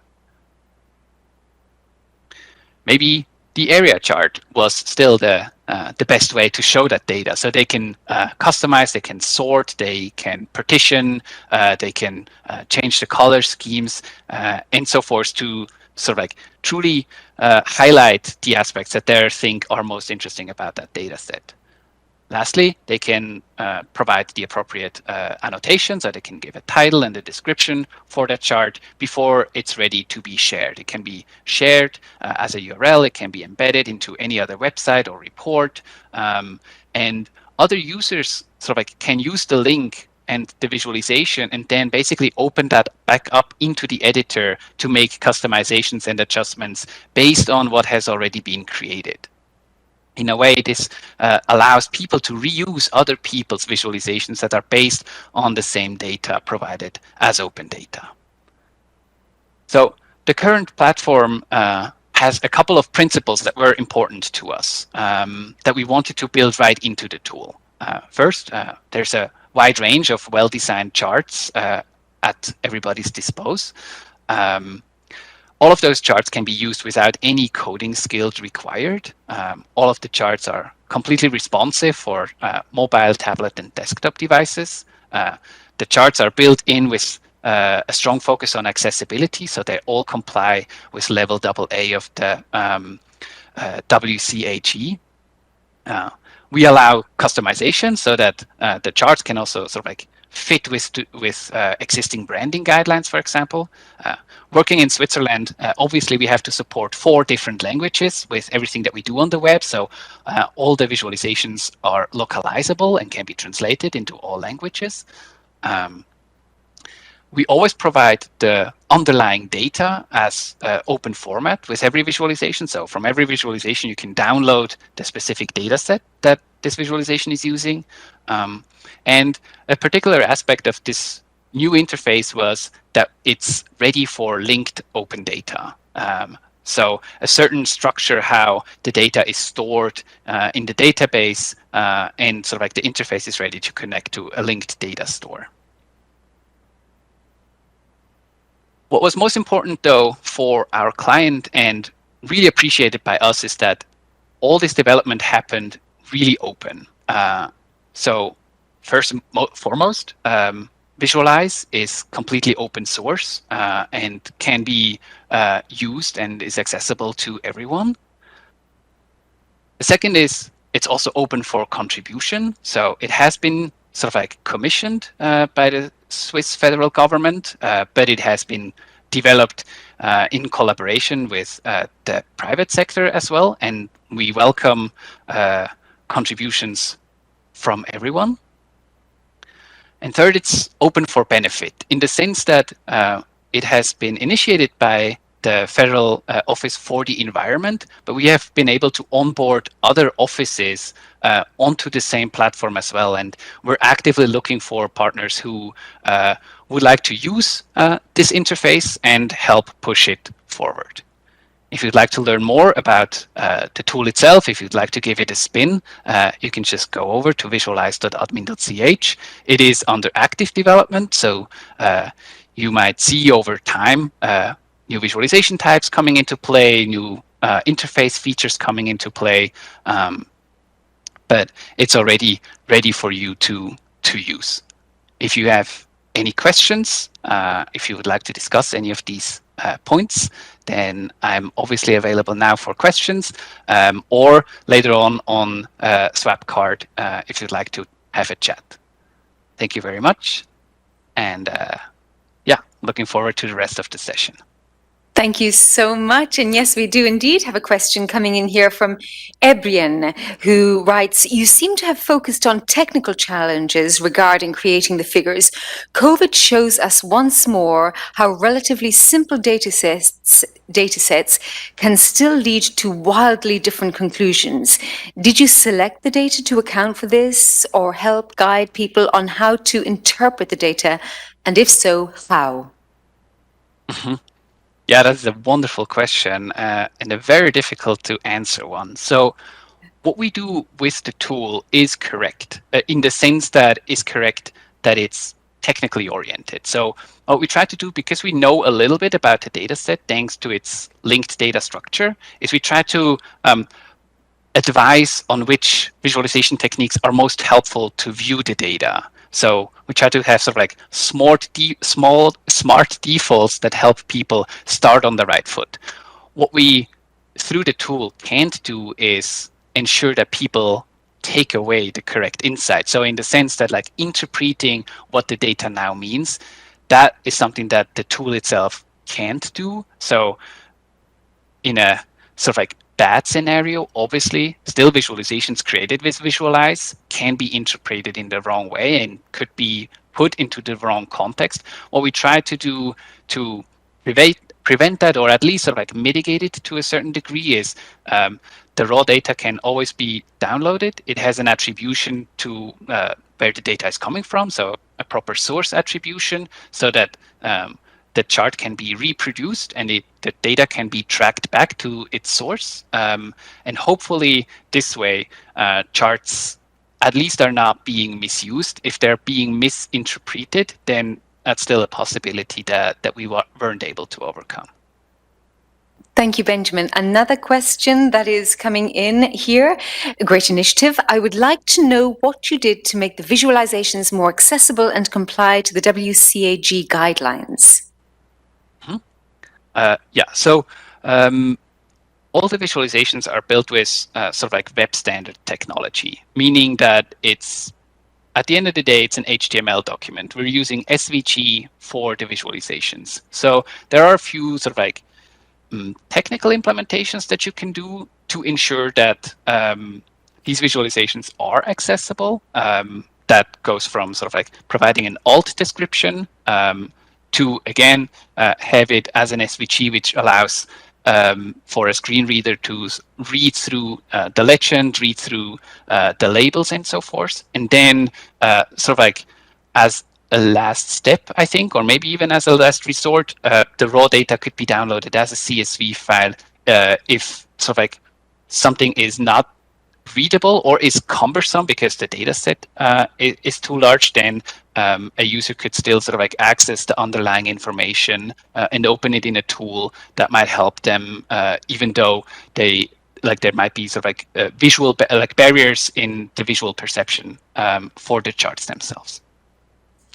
Great. I have another question coming in here. How do you handle scenarios where the data is updated at a later point in time? Do published visualizations automatically get updated with the newest version of the linked data, or are they created using a data snapshot? Yeah, it's a fantastic question. And there are benefits in both directions. We decided to go in the direction where the visualizations themselves are not automatically updated with new data. The reason for that being, if the visualizations are being embedded or shared at a certain point in time, we don't want to invalidate sort of like the surrounding content. Let's imagine that somebody embeds a 2020 visualization into a report, and then 2024 the data updates. Then the experience for somebody reading that report might be weird because the textual content is from 2020 and the visualization is from 2024. So the visualization that you create basically creates a snapshot of that point in time when you publish that visualization. You can easily open it back up in the editor and include new data and republish it. So that workflow is always possible. But we do not automatically update the data as new data becomes available, for the reason of we don't know where these visualizations might live. And another question to you. Do you have API access to the data portal? And I should say also, not everybody is up to speed with all the acronyms, so I'll allow you to extend what these acronyms are. But do you have API access to the data portal? Yeah. So an API or API access means that somebody can programmatically access the data without using a browser. So a person can write a script that basically goes to the data portal and retrieves the data automatically.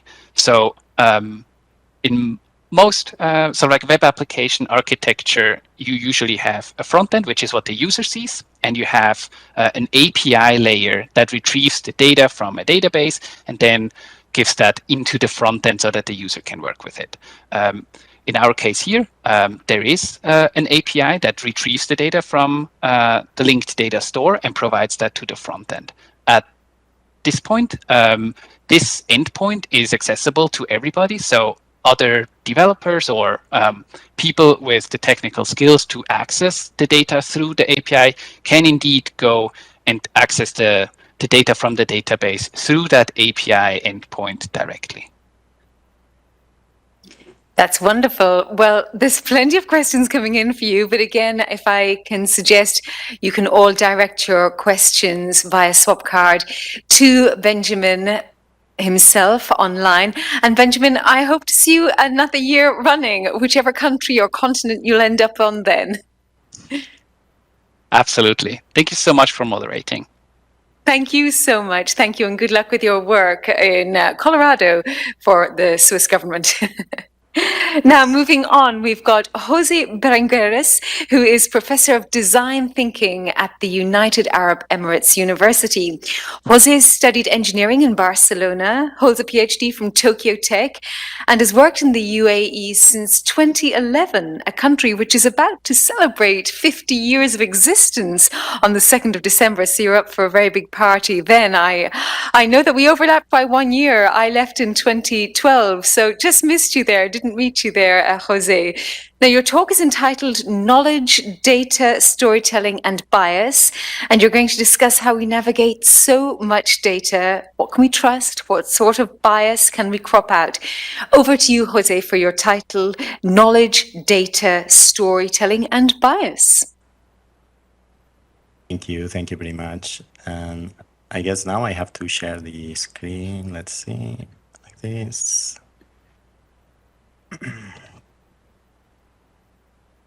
Right. Can you see my slide? Yeah. Yes. Well, welcome. Thank you very much. How many of you have heard about death by PowerPoint and Excel and Tableau? So today I'm going to talk about how to use visualization to think and to convince, and then we'll talk a bit about biases. But first I want to play a game. Can you guess the missing word here? You can type in the chat. It's data. The thing with data is that we need data to convince people. The problem is that data usually looks like this and leaves people feeling like this. But to convince them, you need to make them feel like this. And hence, visualization can help. The problem is there's a lot of bad visualization out there. I went to the internet. This is the 100 most active Twitters. This is a chart that shows number of data scientists in the world. And this is my favorite, the superfluous chart. So I am a professor, and as an academic, I went on a quest to find out why so much bad visualization. And I found out the culprit. School dropout, never took a design course, yet most of the charts you will see in your life are made by his software. But he is not the only one at fault here. As the education system, we are also at fault because to do great visualization, you need data science skills, but we also need design skills. The thing is, data scientists look like this, and designers look like this, and they don't go to the same schools. And the schools where they teach data, they don't teach design, and vice versa. And there are very few places where they teach both well. So to fix this, I'm going to give you the 6 rules to do data visualization. Number 1, tell me a story. If you write something, some people will remember. If you make a chart of it, more people will remember. But if you tell me a story, then even more people will remember. Number 2, know the difference between data and information. Another game, can you order these 4 types of information as logically as you can? So when I give this to my students, they end up with this order. And why is that? What is the attribute of data compared to wisdom? So data is many and it's abundant. Wisdom is scarce and it's valuable, right? And this arrow here, this is what we call the arrow of value. Number 3, know how to create knowledge. This is the data, information, knowledge, wisdom pyramid. It shows the relationship between the 4 elements. To go from data to information, a way is to usually summarize with histograms, for example. To go from information to knowledge, a way to do it is through linking the information that you found to other existing bodies and thinking frameworks, bodies of knowledge. And what is wisdom? So one guy told me once, Jose, if you want to be a leader, it's not what you say, it's when you say it. And look here, there's 2 thinking modes needed here. One is exploratory thinking mode, what in design thinking we call divergent thinking. The other one is convergent thinking. Number 4, make it memorable. If one makes a chart and nobody likes it on Facebook, did it really happen? No. One way to help people remember things is to use pop culture. In this case, we use personas. Number 5, use narrative. What is the relationship between data story and narratives? Well, narrative is the reason why we tell, for example, here you have this tale, right? We want to tell our kids that they should not talk to strangers. But if we say that to a kid, they will not remember it. That's why we use stories. And what is the role of the data here? The role of the data, which is the details in the story, is to give credibility to the story. The narrative is the purpose, the reason why we tell the story. It works also for adults. Can you guess what's the narrative, the story, and the data in this Brexit bus? Well, the story is that we send money outside. The data is the figure. The narrative is let's take back control. And you even have a call to action here. Fake data, but it worked really well. Number 6, choose a chart that is compatible with your narrative. For example, if we ask people to visualize this data, this is gender breakdown of data scientists worldwide, we usually end up with this chart. But is it the best chart? So for example, some people will go for a pie chart and some people for the bar chart. What is the problem with the pie chart? Well, the pie chart is a metaphor for a cake. What happens when you have a cake surrounded by 10 kids? There's going to be a fight. It's the scarcity narrative, win-lose, right? What happens when you do a bar chart? Similar story. A more neutral chart for this is the stack bar, horizontal. The problem with the stack bar is it's a bit boring. What can we do to make it more memorable? Well, we could use personas, right? And remember, if nobody remembers it, did it really happen? No. So whenever you can, dramatize. Now I'm going to show you 2 examples of famous presentations that could benefit from this. A few years ago, Elon Musk was promoting solar panels. He made this presentation. He said, look at this map, look at the pixel. We just need 1 pixel covered in solar panels to fulfill all the US energy needs. This presentation was a flop. Why? Because can you really trust something that you can hardly see? And second, what land are we going to use for that? Even a few years earlier than Elon Musk, there was a German company called QCells. They used a different chart. This is called a planet chart. And here you can see how much energy hits the Earth compared to non-renewable resources. This chart is a different narrative, is a win-win narrative. Look at how much energy there is. Let's just use a little bit of it. So, same intent, two different charts, different result. Another one is this famous presentation by Al Gore. Here on the x-axis you have geological years, and on the red line is the concentration levels of CO2. The white line is temperature. They wanted to show that the temperature is going off the charts. And so they put Al Gore on an elevator, on a lift, to show this.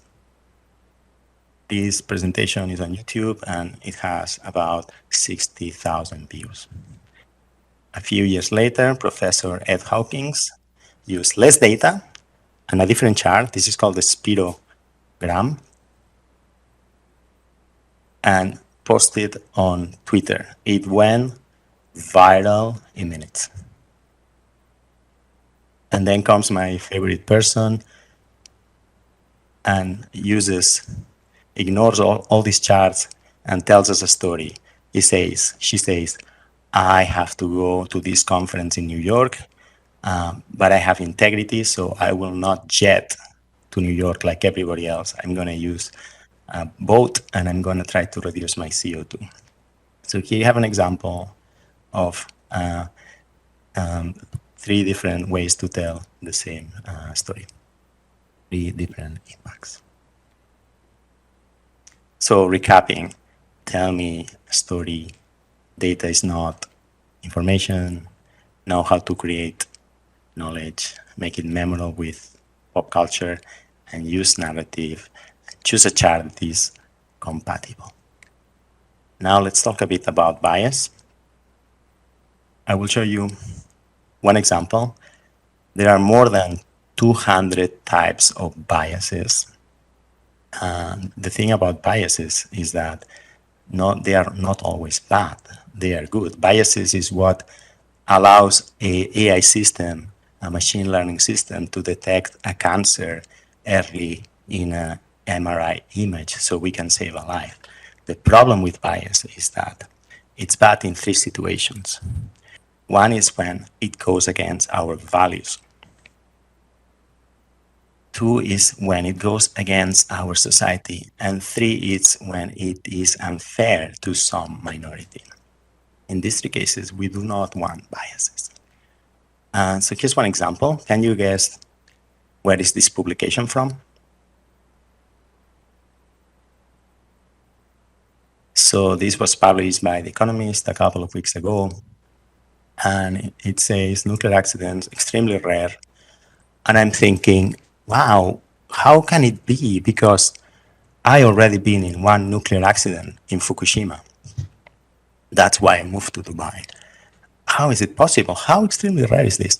So I went and did a comparison. And here you have 2 man-made objects that tend to melt down, a toaster and a nuclear reactor.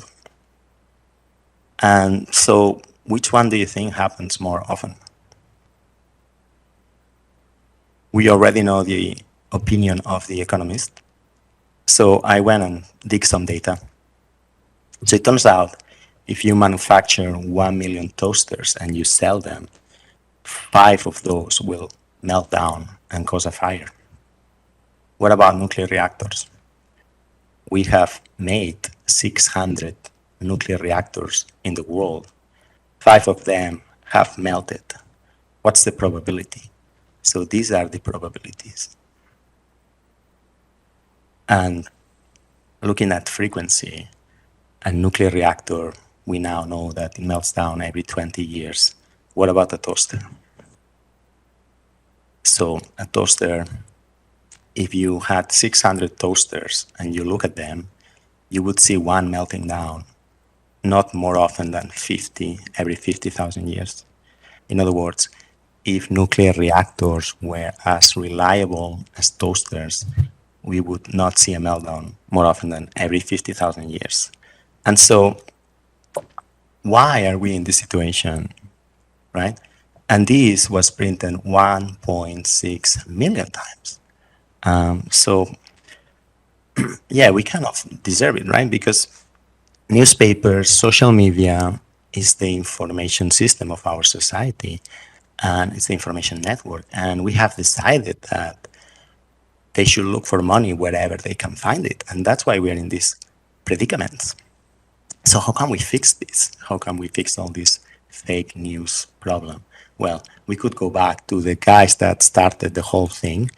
Does anybody remember or recognize this person? Tim Berners-Lee. Thank you. Yes, this is Tim Berners-Lee, and this is his room at CERN, where I used to work a long time ago. And so maybe we could go back to these very, very bright scientists. I never met brighter people in my whole life, and ask them, how would you fix this? And I think they would say something like this: if you have a big data problem, you need a big data solution. Laws alone, like GDPR, cannot do the job. So what can be done? Well, the first thing you have to start doing is start measuring. Start measuring every word and start measuring how many times each information is amplified. And this can be done. It's very easy. For example, you could go to these people that are not very interested in measuring: Facebook, Google Cloud, Microsoft Cloud, Twitter, and tell them, well, guys, since you are unable to control yourselves, we're going to do a cloud tax. We're going to take 10% of your cloud computing power, and we're going to use it to measure what you amplify and what you don't amplify. And so thank you very much. If you answer all the questions correctly, you can drop me an email and I'll send you a copy of the book upon which this presentation is based. And now we can have some questions. Back to you. Thank you so much, Jose. Well, I really, really loved your talk. It really, I mean, what I liked was the lack of words on it. As you've probably seen many, many times, there are so many presentations filled with words that just hurt my head. So I enjoyed that very much, and I'm sure your students enjoy it as well. I had a question for you, because obviously you've lived in Europe, you've lived now in the United Arab Emirates and Tokyo. And I wanted to know two things. Firstly is, you know, in your living experience yourself, what are the differences in what you've seen in how data viz is represented from those various places? And the other thing I wanted to add is, I mean, unfortunately, I think you probably have a little bit of bias because you were caught up in a nuclear reaction gone wrong in Fukushima, but they are still extremely rare. So it wasn't that The Economist was looking at toasters versus nuclear reactors. They're still less than 1%. It's just that a nuclear explosion is really not a great thing. So two different questions, really. How do you eliminate your own bias? And what are the differences that you've experienced between Europe and the Far East and now the Middle East? That's a great question. So when I was living in Japan, I saw that in business presentations, Japanese people are not afraid to use pictograms in their PowerPoints.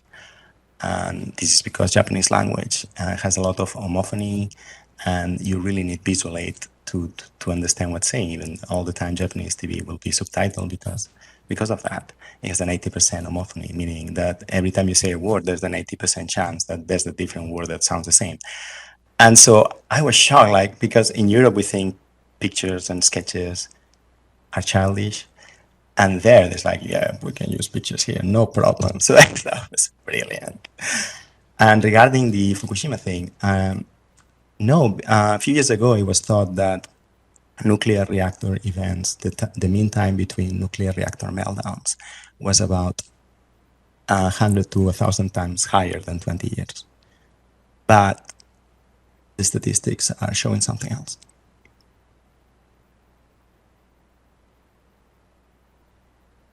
Sorry, I have a comment here from the incoming Director General for the Publications Office of the EU, Hilde Hardeman, and she says, "Dear Professor, dear Jose, brilliant.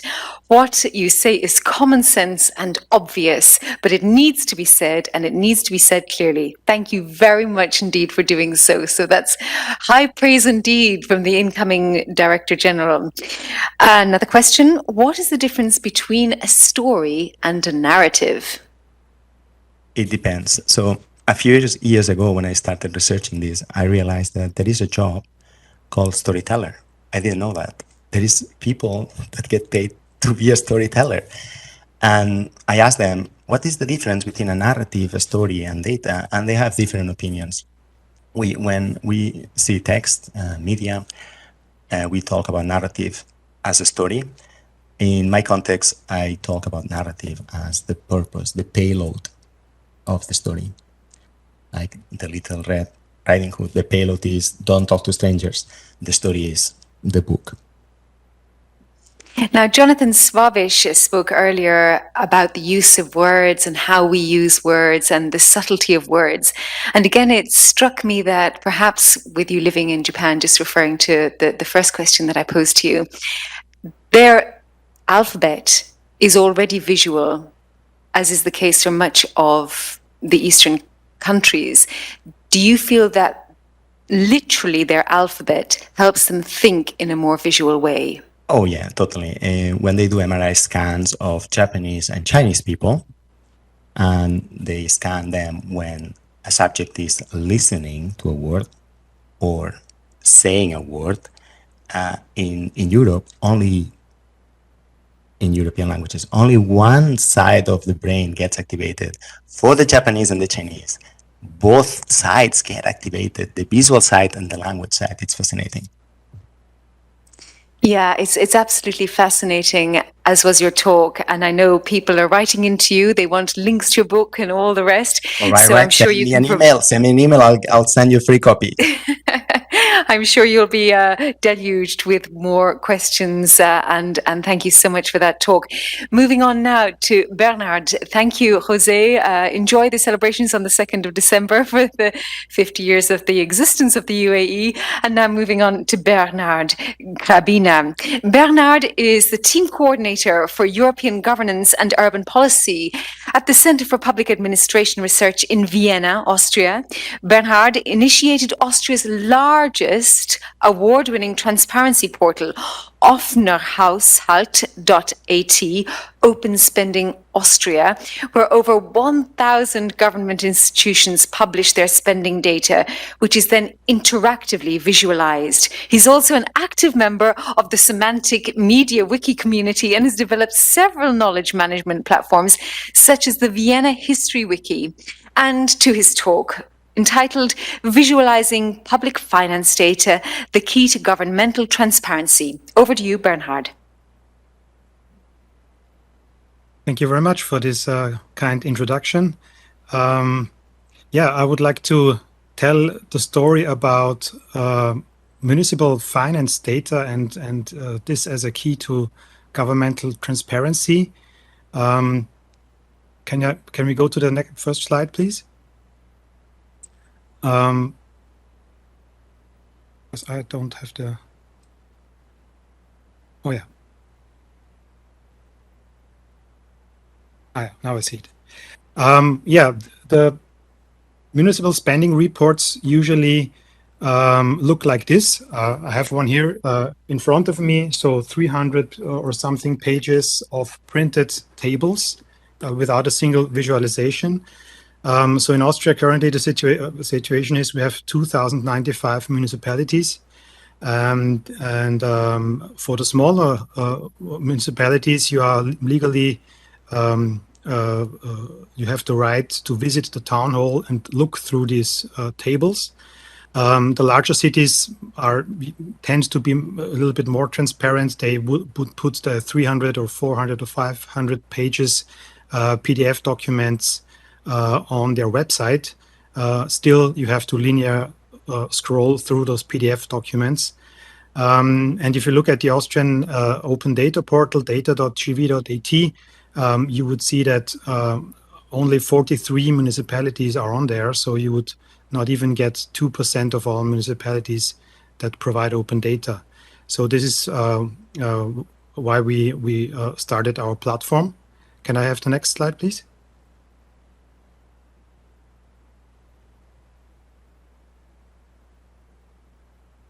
Yeah, the next, yeah. So this is why we launched the our platform, Open Spending Austria. It was launched back in 2013 already. We have all the spending data from 2010 to 2019 because we get those from the Statistics Austria office, and we sent the mayors the login credentials so they could look at their own spending data visualized. We have several standard visualizations for that. And with just 2 simple clicks, they can disclose the data and also the visualizations and take part in our free platform that is free of charge for the municipalities. There's also the possibility to download the underlying data that is transformed to a CSV format so that you can reuse it. And the municipalities can also upload more current data because, for example, the spending data for 2020 or the planned budget for 2021 is not available for all municipalities, of course, so they can upload those data, this data in our platform. And you have to know, this is important, why maybe the talk now is very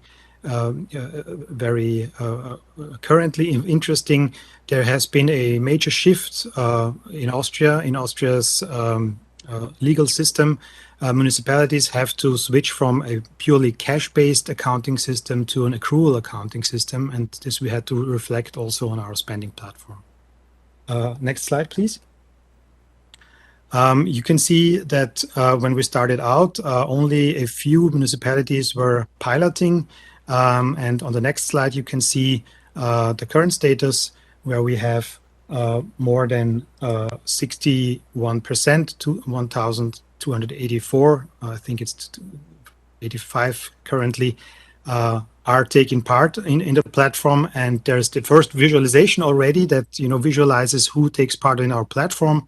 The lighter shaded areas are those who just disclose the data. The darker shaded areas are those municipalities who also proactively upload data, so more current data, and those in orange are the ones that provide additional information, because we also have some services that that they have to pay for, but so that we can finance our portal, but they take part in extra services that I will show you in a minute. But let's go first on the next slide to the overview. You can see on the left-hand side, this is the one component that has been there always. This is the cash flow statement with certain indicators, and so there is for each municipality. Here in this example is the city of Graz, second largest city in Austria. You find those 3 components. On the left-hand side is the cash flow statement that has been there traditionally, and now there are 2 more components. On the right-hand side, there is the profit and loss statement that is new, that is only there since the year 2020, because this was the year when they first had to compile this information in form of a profit and loss statement. And in the middle, you can see the balance sheet showing a comparable to private sector organizations that shows assets and liabilities. And you can see also we kind of tend to visualize this differently for those 3 different components. This is indicated here in those small icons, but you will see this when we click on the next slide to the cash flow statement. We actually followed here what is I would say, best practice. Many open spending visualizations that started in the UK and also with Open Knowledge Foundation, they use this tree map visualization. So you can see here the cash flow the spendings in different colors, showing the different sizes of the spending areas. So you have several different types of spending. For example, this turquoise one would be education, and on top of that, you can switch from cash outflow to cash inflow. So you have to decide which one aspect you want to look at. You can switch from absolute values to per capita values, because these absolute figures tend to be very complex. And on the right-hand side, you can see that below this visualization, you have a table with more detailed information. And in this table, you can drill down. So you can click, for example, on education. Then you would go. This would turn turquoise, because that's the color for education. And then you would see the 10 subsections of education, and then you can drill down one more. So we have 3 levels of data here that is shown, and you can on the right hand side you can click between the years. So you will stay where you are, but you can click from 2020 back to 2019, 2018, however far you want to go. On the next slide, we can change to the profit and loss statement. This is by default uses a bar chart. This is because here in the profit and loss statement, it is more important to see the positive and negative values at the same time. So in red or green, you can see the balance of the different areas. So you would see that in again, the turquoise would be education. You would see that for education, of course, the municipality has more losses than profits. So this is why they get taxes from the federal system that would be shown here in green. You can switch if you want to a tree map, but the default setting, if you look at this kind of component, is the bar chart. The next is the balance sheet. That's the third component that is really brand new here in Austria. In Germany, for example, they did this some years ago, but for Austrian municipalities, this is new. The balance sheet here now shows really, and this was interesting because actually we wanted to know how to visualize a balance sheet, and we tried to research this, but unfortunately we didn't really find anything. So balance sheets are usually only shown as tables, but so we invented something, if you will. So you see the active and the passive side. So that would be the assets on the left side and the liabilities on the right side. And on the left side, if you click on the assets, you go to the next slide, then you would see that on the right side it gets grayed out. Why? Because the profit and loss statement has only the balance sheet. Not the balance sheet is only leveled out on the top level. And if you drill down on the left side, on the asset side, you would go down into further details, but the values do not match anymore. So you have to click up again until you see again the balance for the balance sheet, and then you can, if you want, go into more details on the right hand side. So this is the balance sheet, and if you go to the next slide, please.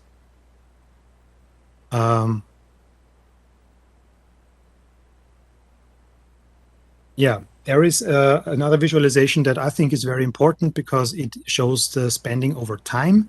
This is available only for the cash statement because only historical data is there for the cash flow statement. You can see, interestingly, these are small multiples. So again, you have the same coloring here. The turquoise one would be the education, and you would see that the axes are calibrated, so you would see that how the spending develops, and you could see that there are some areas where not much seems to be going on, and other areas where a lot of change is happening. So you can click also here into more details. And if you click, for example, on education, you would see the 10 sub levels, and the axis gets rescaled according to the values on each level. So you would see, even if it now looks very flat, you would, if you go into the details now, see then again what is going on in which spending area. On the next slide, we have some special features. For example, we have a special service called Subsidy Checker in form of a network visualization. For this, the municipalities have to provide additional data that is not part of their regular spending reports. So you can see in this network visualization, the colored nodes are different funding schemes. For example, for sports or for culture, municipalities provide grants or subsidies. And the gray nodes are the receivers of the subsidies. So you would see what private person or association or government institution would receive grants or subsidies from what different types of funding schemes from the municipality. This is a special visualization that we did. And quite similar on the next slide is something that is more automatic without the additional need to upload additional data. We call this a digital grants report. Again, here we use a different visualization, also because we have to, because we don't have the detailed information for each and every institution receiving the grants. So here, this gets calculated automatically from the uploading of the regular spending reports. So these individual grant receivers cannot be shown, but you see on the Sankey diagram, you would see what types of grant it is.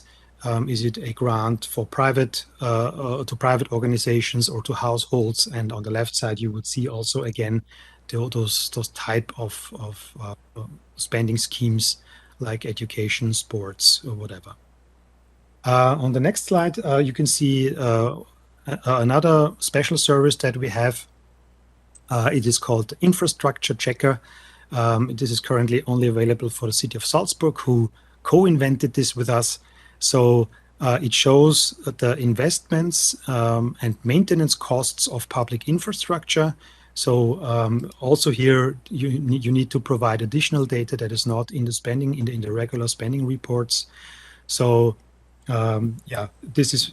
But you can see here where there's investments in infrastructure. On the next slide, we have another service. It looks a little bit different. Why? Because it is not implemented on the new platform now. We are working on this currently, but we have this for the old spending data. It's kind of a visualization with a donut chart that's called "Where does the tax money go?" So this shows where municipalities have to invest tax money because other spending areas might be financed by fees. So what you have to is the amount per 1,000 euros on average that you would have left that you could spend, for example, to pay back debts. And on the next slide, also something that we have is the so-called KDZ quick test. That's a set of finance indicators that show the financial soundness of a municipality. This is also gets calculated from the spending reports, and you will have 5 indicators, sub-indicators that are combined into one grading scheme where there is a grade for the financial soundness of a municipality. Yeah, on the next slide, you can see also, I mentioned that the data is available also as open data once the municipalities click on the disclose button. So you can see out from the 63,000 data sets that are from data.gv.at from Austria on the European data portal, 28,000 are from our portal, so 77%, that's quite a lot. So I think we really were lucky to be able to really provide this transparency mechanism to the Austrian municipalities. On the last slide, I would like to summarize shortly. So, just to sum up, 61% of all the municipalities in Austria are part of our platform. We have the spending data starting from 2010. There are 28,000 data sets in 9 different visualizations that I've talked about a little bit. It is free of charge for the municipalities, the general transparency. We have some additional special services with a small service fee, so we can finance this portal. It is implemented using open source technology, and you can see here also some statistics. So we have around 200 visitors per day we had in 2021. So this is it. Thank you for having me, and I'm looking forward to answering any questions you might have. Thank you, Bernard. Yes, indeed, there are questions coming in, quite a number of them. We've got one again here from Wolfgang Eigner, who says, great work, awesome tool with a lot of added value for municipalities and citizens. Is there a way to deal with missing data in the visualizations? Hello, Wolfgang. We are lucky because we don't have missing data. So the spending data is there is a standard, so all municipalities have to follow the standard, so there is no real missing data. If it is zero, then it is zero. The only missing thing is we don't have all municipalities. That's unfortunate. But we are working on this. The reason why we don't have all municipalities is because they have to proactively tell us or grant us the right to use their spending data. So we cannot just put every spending data we have on there. But in the data itself there is no missing data. Well, that's very useful. But on that point, we have another question coming in. So you've got all the data, but how can you check or verify this data to make sure it's reliable? This is another question. Yeah. Well, this data comes from the financial software systems of the municipalities. So from their bookkeeping software, this bookkeeping software has to be able to provide this standardized data format that is specified by Statistics Austria, and is also sent to the regional governments, and from the regional governments it is sent to the statistics office. So it's basically the same data that the statistics office gets. And there are checks. Some checks are done within the financial software themselves. So we basically get the same data that the statistics office gets.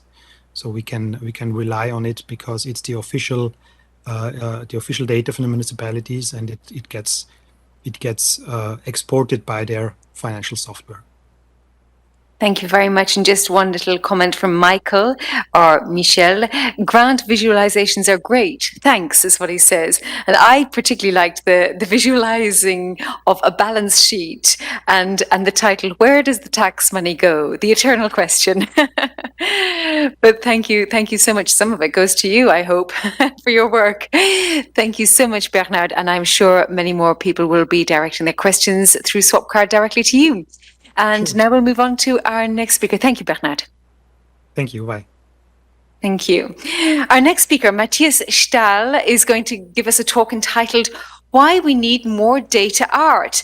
Now, Matthias is now Deputy Head of Graphics and Interactive Department at the German news magazine Der Spiegel in Hamburg.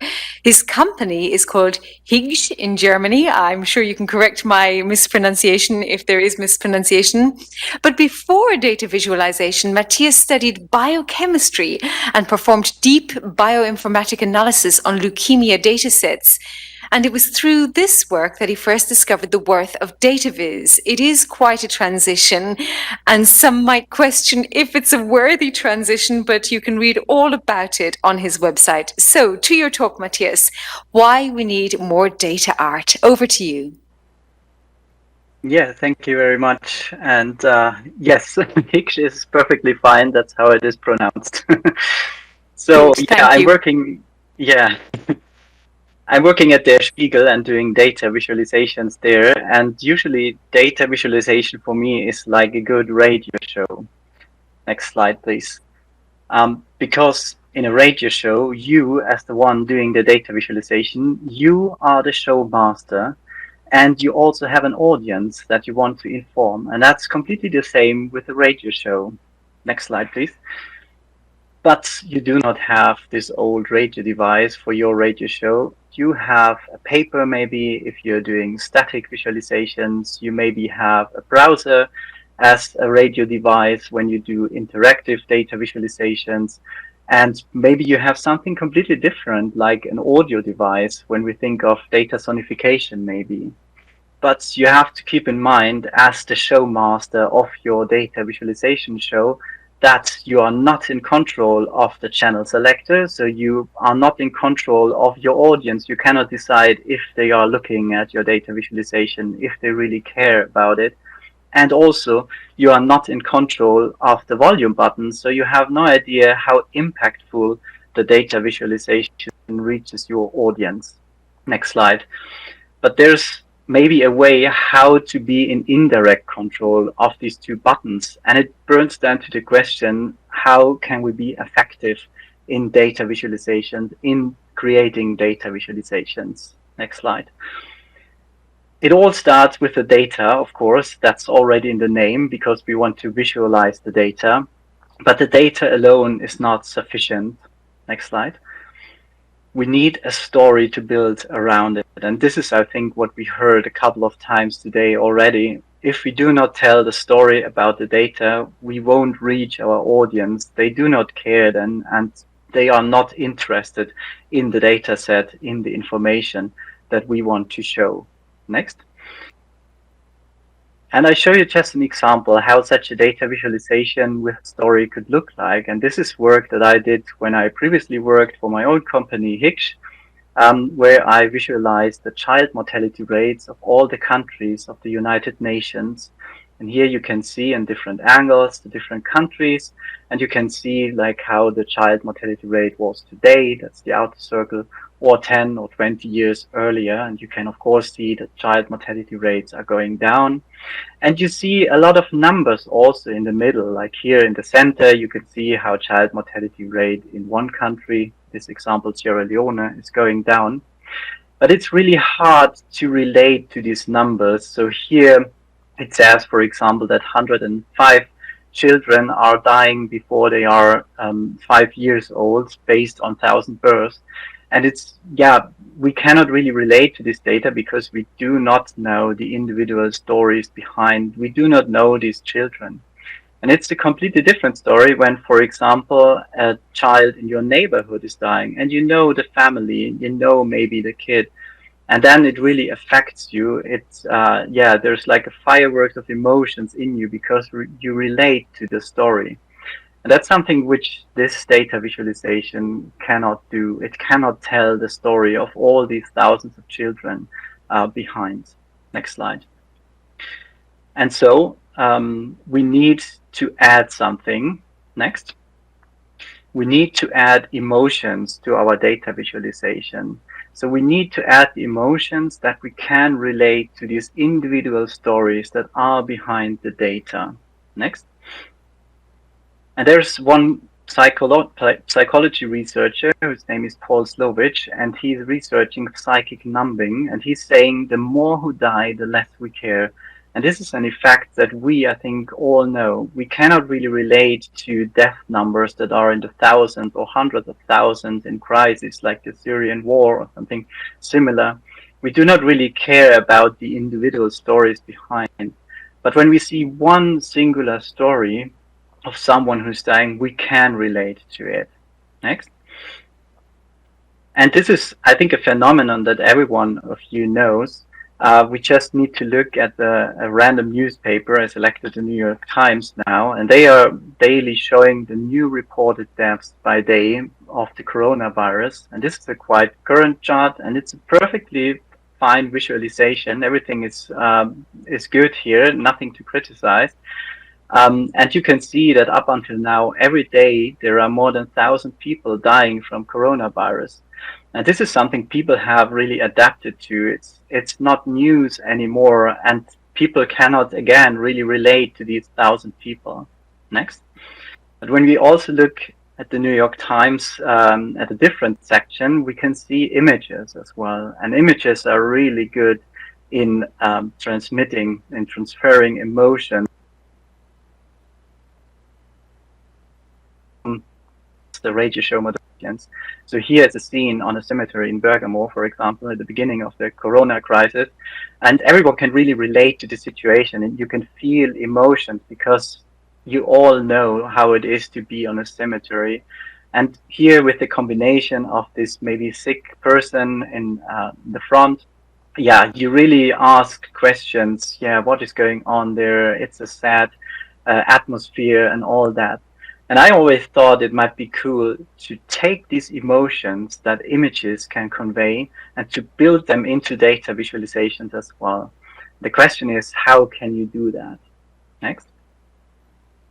And I think emotions can be the key here. So we could use emotions within the data visualizations to make them more effective, to make them being closer to the audience so that the audience can really relate to the individual stories behind the statistics. Next. And there's a tool that we can use which facilitates a little bit to bring in the emotions into our data visualizations, and that's data art. And data art is just the artistic work based on data. So it's not generative art where you use randomness to create nice pictures by some programming language. No. Data art is really based on data, and you try to be as creative as possible, as inspired as possible, to build data visualizations with built-in emotions. Next. And now this is really abstract, I know. I just want to show you an example of how that could look like.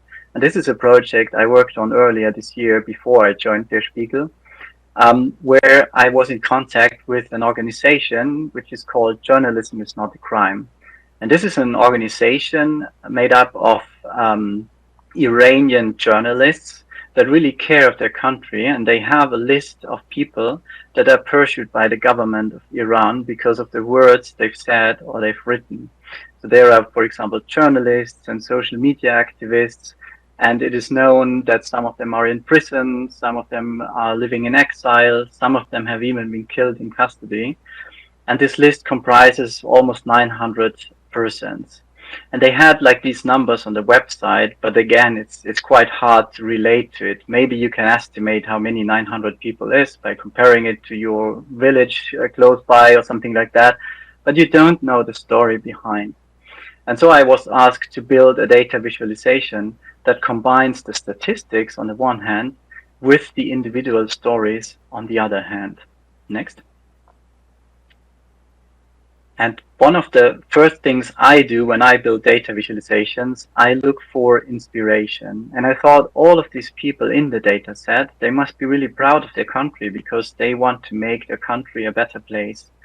And I know for myself, because I like architecture, that Iranian people are very proud of the Persian architecture in their area. So they use these colorful tiles arranged into really lovely shapes.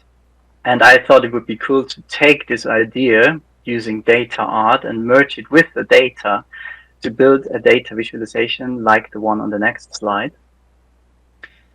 So this is visualizing censorship in Iran, and I built these rosettes where each of these tiles is a real person. So you can see that by hovering over it. Links will be shared afterwards.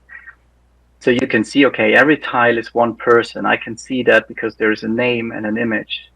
And then we have this navigation bar here on top where the audience can arrange their own statistics. So they can now see, well, what people are those? Are those journalists, social media activists, artists? And they can even add color to it so that you can see, okay, how many female journalists are in the data set. Of course, you can mix and match how you like. So you can add like the investigating institution as the color, for example. And so you can a little bit explore the statistics on your own. But at the same time, you can hover over these tiles. And if you are interested in the story of this person, you can click on it. Go to the biography of that person and really see, okay, now this is a real person behind this simple tile. And you can really immerse with the biography and see who that is and what story he or she shares. So this is visualizing censorship in Iran, which is an attempt to merge the statistics on the one hand with the individual stories on the other hand, and really to make this whole world of censorship making explorable. Next slide. There's just one problem with visualizations like that, and that is because we have this navigation bar. You need an audience which is happy to play with statistics around. So you need an audience that has the time to click on these buttons, to explore the tiles, to read the biographies and all that.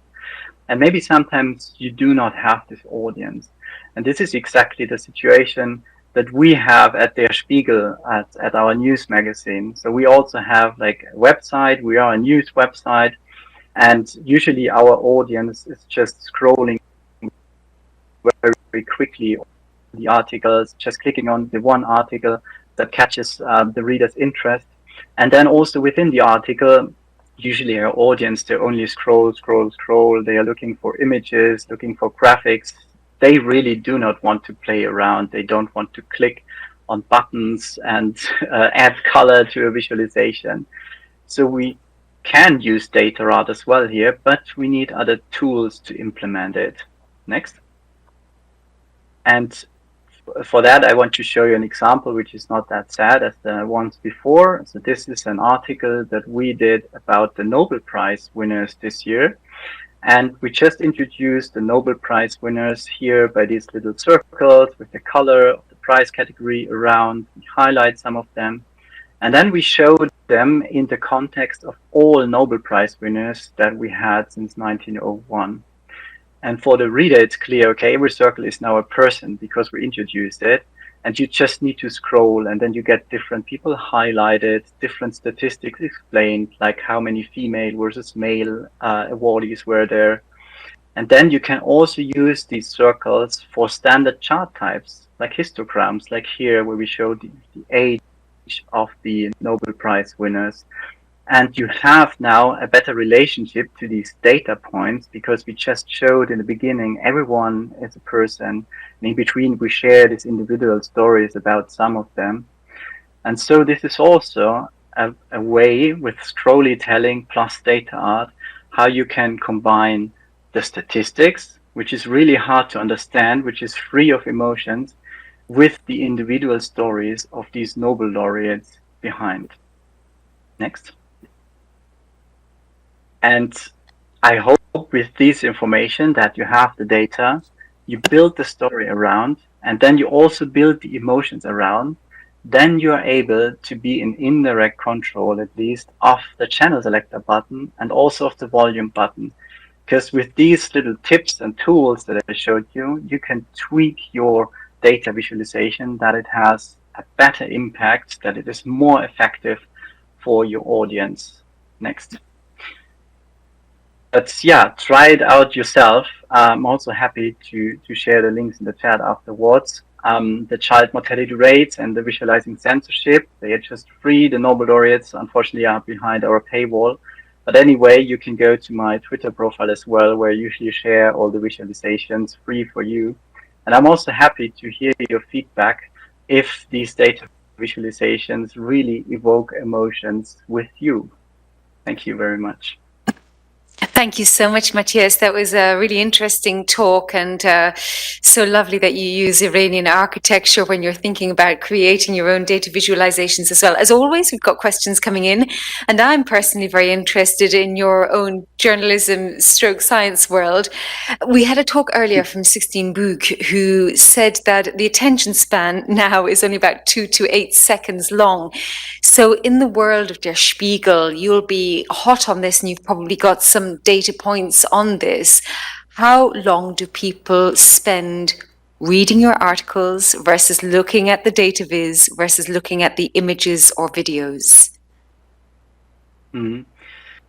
Yeah, I do not have really reliable data on that, I have to say. But from my experience, usually people spend 1 to 3 minutes within an article, if we talk about online articles.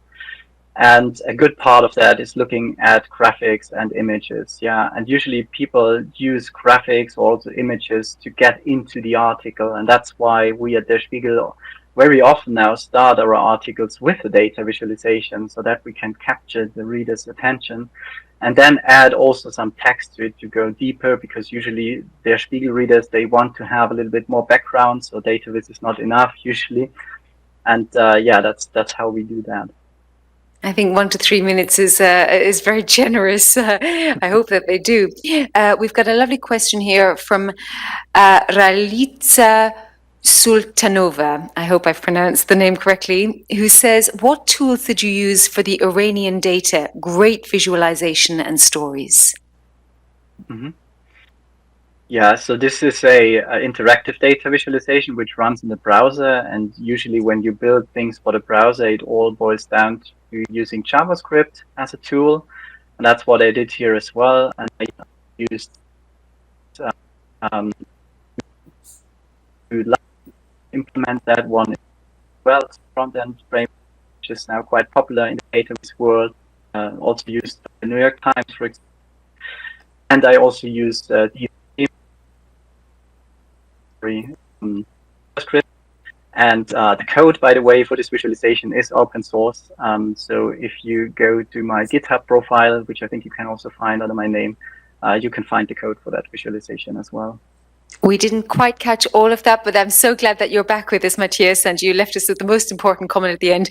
We can get in touch with you. Another question here from Wolfgang Egner, again, very common questioner today. Very nice talk, great examples. Isn't being objective a major aspect of data visualization? How does that go along with stories of individuals or emotions? Couldn't that undermine the facts and lead to perceived biases? Mm-hmm. Yeah, that's a really good question.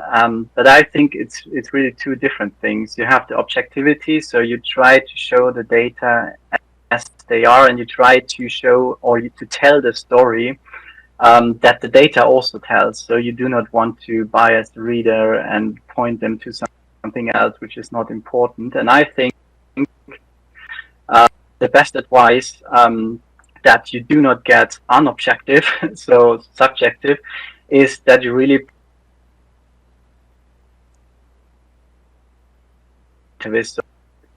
data telling what do I want to tell to my audience and which are the important questions. So if you start with that and if you have that in mind always, I think there's there's no danger that the emotions or the creativity that you build in will bias your readership. We lost you again partly there, but I'm going to try one more question because we've got a couple of minutes left. I'm going to read you two questions actually, and perhaps you can combine the answers. Simon Steuer writes, how do you create and maintain digital data visualizations in the fast newspaper world? And I've also got a question here from Inma, who says, wonderful presentation. According to what you mention, sometimes to create the story, you need to personalize the data to create an emotion, which is not possible according to data protection regulation. So how do you make data visualization emotional? So data viz, how do you make it emotional? And the second question, how do you maintain or create data viz in the fast newspaper world? Mm-hmm. Yeah, so I also lost lost you partially now, but I understood how we create maintainable database in the fast-paced news world. Yeah, usually we try to do long-term projects in parallel to short-term projects. So of course we have these projects where some news is arising, and then you quickly need to do something. Then you just need the standards and also the power of your personnel that we have in our team to build good database very quickly. But we also work a lot of the time for long-term projects where we really have a long creative process, where we sketch a lot and talk a lot. So yeah, I think it's this combination in the short-term and the long-term projects that you need to do at the news journal. Thank you so much, Matthias. We'll leave the other part, the emotional side, to a follow-up through Swapcard. And also, we're losing the connection with you a little bit, but I hope that you can hear me when I say thank you so much for that lovely talk that clearly so many people enjoyed. And good luck with the continuation of your work with Der Spiegel. Thank you very much. Thank you, Matthias. And now, moving back to the plenary sessions, we're going to be rejoined by hopefully all of you viewers, listeners in thematic sessions 2 and 3, which are all coming to a close, I hear, all at once, which is fantastic timekeeping. And as mentioned at the very top of this afternoon, very sadly, Alberto Cairo cannot be with us due to health reasons, but Matteo Moretti has wonderfully stepped in to fill the breach. So ever so grateful to you, Matteo, for revamping your talk to fill the gap. Matteo Moretti is the co-founder of Sheldon.studio in Italy, Turin, I believe, the first studio working on information experience design. And amongst various awards, he has won the 2015 Data Journalism Award, the 2016 and 17 European Design Award. And this title is this talk is entitled Opening the Open Data. We'll get the chance to discover 2 projects, one on climate change and the other on mapping diversity.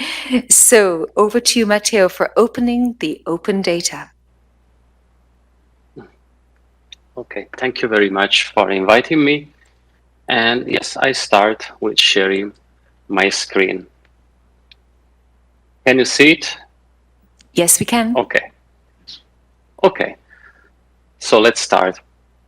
Hello, everybody. First of all, my name is Matteo. I'm a designer and co-founder of Sheldon.studio. We are a small but powerful studio founded by 3 partners right before the pandemic. Luckily, we survived the stress test and now we are in a good health and in 6 people plus a dog. We are not based in Turin, so sorry, but we are based in Bozen and Bolzano in South Tyrol, always in Italy, but on the other side, we are close to the Austrian border. And yes, we painted an incredible rainbow in our studio. We work at the intersection of data, design, and society. So compared to a traditional information design studio, we make a further sense of data and design. In fact, we work with a strong social vocation, unfolding the complexity of reality to a broader and unexperienced audience. We used to say that we design informative experiences. So very briefly, let me explain what does it mean. The concept is made by 2 main keywords. On the left, we have information, which is something indirect, so produced by others. For instance, we watch information or we listen to it in case of podcast or radio. On the other side, on the right side, we find experiences, which are direct. We live them through our senses and through our bodies. And very important, we also have a memory of them. So the challenge is how to shorten the distance between information and experience, or just to be more pragmatic, how to turn information into a more immersive and engaging experience, or finally looking at it from the other side, how design experiences that inform us. This is what we explore every day at Sheldon.studio. So we design digital and physical experiences that inform a broader audience on complex and multifaceted issues. Just to be clear, it doesn't mean we pretend to explain the complexity. Please forget it. It's practically impossible, especially through a single design project. Instead, we love to stress the concept that social, economic, political, and environmental issues are complex things. Because reality is much more complex than it is advertised, and sometimes it's pretty difficult taking a clear position on the debates. Just think of the climate change, the need to reduce our emission, change our habits, especially on a global level. So we are part of an incredible and risky mess. And then I could continue with other crucial topics such as the migration or the COVID or the green certification. What a mess. But yes, in this mess, open data may support a better informed debate, especially if turned into digital commons. So what are digital commons? If you're asking yourself this question, probably you already know them. Wikipedia, OpenStreetMap, Internet Archive, or all the forms of open software and open data are the so-called digital commons. So by definition are all those digital data information tools available to citizens that at the same time they also take care of them. Exactly as in Wikipedia, for instance, we can contribute as well as in the open source software or open data. So we use them, but we can also contribute, extending them, making them better, and so on. But there's something more. Yes, sorry, wrong slide. Digital common care practices include their maintenance, but also other forms like creative reuse, education, and engagement of a broader audience.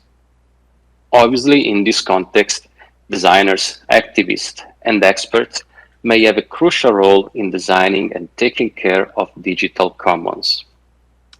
Now that I clarified what digital commons means and are, let's move on the open data, which is the topic of today. Open data has great potential. It represents a different and often a powerful lens through which we look at our society, or inform decisions, or build our perception of the outside world. But as soon as we try to work with open data, we run into a problem. Dealing with open data needs special skills shared only by a restricted group of insiders, not all the citizens. For this reason, we must open the open data to release its potential to a broader audience, to inspire new forms of awareness, activism, and basically participation. We must democratize the data culture toward more conscious and active citizens. But it's a long time process. If you mind, for instance, that we spent more or less 20 years, especially in Italy, before realizing that what was on television sometimes may lie, or that we spent almost 10 years after the Web 2.0 invention to realize the toxic power of fake news and the importance of media and graphical literacy among the population. Just to say that dealing with new technology and learning new skills and competencies need time, sometimes a lot of time. So what can we do in the meantime? For sure, we can wait for another 10 years so that people will learn how to work with data, but probably it will be too late. And now probably you got the answer. Designers, experts, activists can bridge the gap by designing digital commons such as interfaces, platforms, services that open the open data to a broader population, and also supporting sometimes the learning and the literacy. Yes, but how? In order to try answering that, I brought two case studies for today, which we designed in this year: global climate change and mapping diversity. In a similar way, both projects shorten the distance between people and the data about global phenomena they are part of. Both projects are produced within the European Data Journalists Network as the result of a collaboration between OBC Trans Europa and Sheldon Studio. The data team at OBC Transeuropa processed the data you will see in both projects, and then Sheldon Studio stepped into the process. But let's start with local climate change. We tried reshaping the climate change perception, connecting European citizens with the climate data regarding the places they care about. Data came from the WERA open dataset provided by the European Copernicus program. It collects temperature on a daily basis all over the European territory from 1961 to 2019. So it means 40 years of daily temperature on the whole continent. You can imagine the huge size of the dataset. The dataset has an incredible granularity, so it means it's very accurate, even though it's often visualized like in this picture, so in an aggregated way, which honestly doesn't help in connecting the people behaviors or the people everyday life with the global phenomenon. Often, indeed, the climate change is perceived as a problem of others. It's not only due to aggregated visualization, for sure. We should also keep in consideration that it's decades that climate communication rely on pictures like polar bears or the flood in Southeast Asia, and also due to our privileged condition of white European people. This is the reason why we decided to visualize each single European municipality through a density dot map with more than 100,000 dots. It is a never-seen-before map where the dot color indicates the amount of climate change that affected each European municipality. So we designed a map that relies on the concept of care. As humans, we are more open to read about, listen to, or in some cases even activate for something we really care about. Passing from an aggregated to a dot-based map allows citizens to find their own places, the one they care about, such as, for instance, the one they were born, or married, or just another example, studied, or had lovely holidays, or simply just a good memory. Such a dot density offers a personal connection to specific places, offers a good starting point to engage people with a global and apparently distant phenomenon, so people can relate to the data about the places they care about, helping finally to reshape the climate perception because it is a problem of all of us, not only of others. Moreover, such a density reveals the European colder area are the most exposed to climate change. Places such as Belgium, Norway, Finland, United Kingdom, Ireland, and Hungary, as well as the Alps, are covered by many red dots. It means that the temperature increase more sorry, I made a mistake. It means their temperature increased more in the last 40 years compared to other areas such as Greece, for instance, which temperature is generally hot, but is not witnessing a strong temperature increase in the last decades. Finally, that kind of maps support the spotting of particular places that are witnessing a stronger climate change differently from the surroundings. Several are the factors that contribute to the climate increase: the population rate, the land use, the overbuilding, the altitude, the proximity to water. So it returns a more accurate and punctual information. But it's not all. Once spotted your place, the project brings to a further level. We design a data storytelling page that automatically generates a story from the climate data.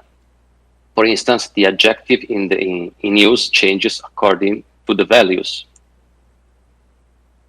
Then we relied on a storytelling approach to support those visually unskilled readers in understanding what the chart is telling them. In this moment, for instance, I was scrolling the page. So the main climate chart sticks on the screen while the scroll activates other contextual information that explain the chart. Then the narration metaphorically zoom out. It started from the chosen place climate and then moves to the climate data of the surroundings, then of the province, and finally of the region that contains the selected place. Finally, each place's page closes with a data thumbnail.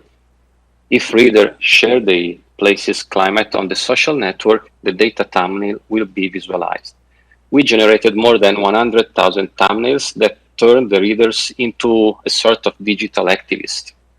The idea is to support their action with a simple but effective tool to spreading the debate among their social bubbles.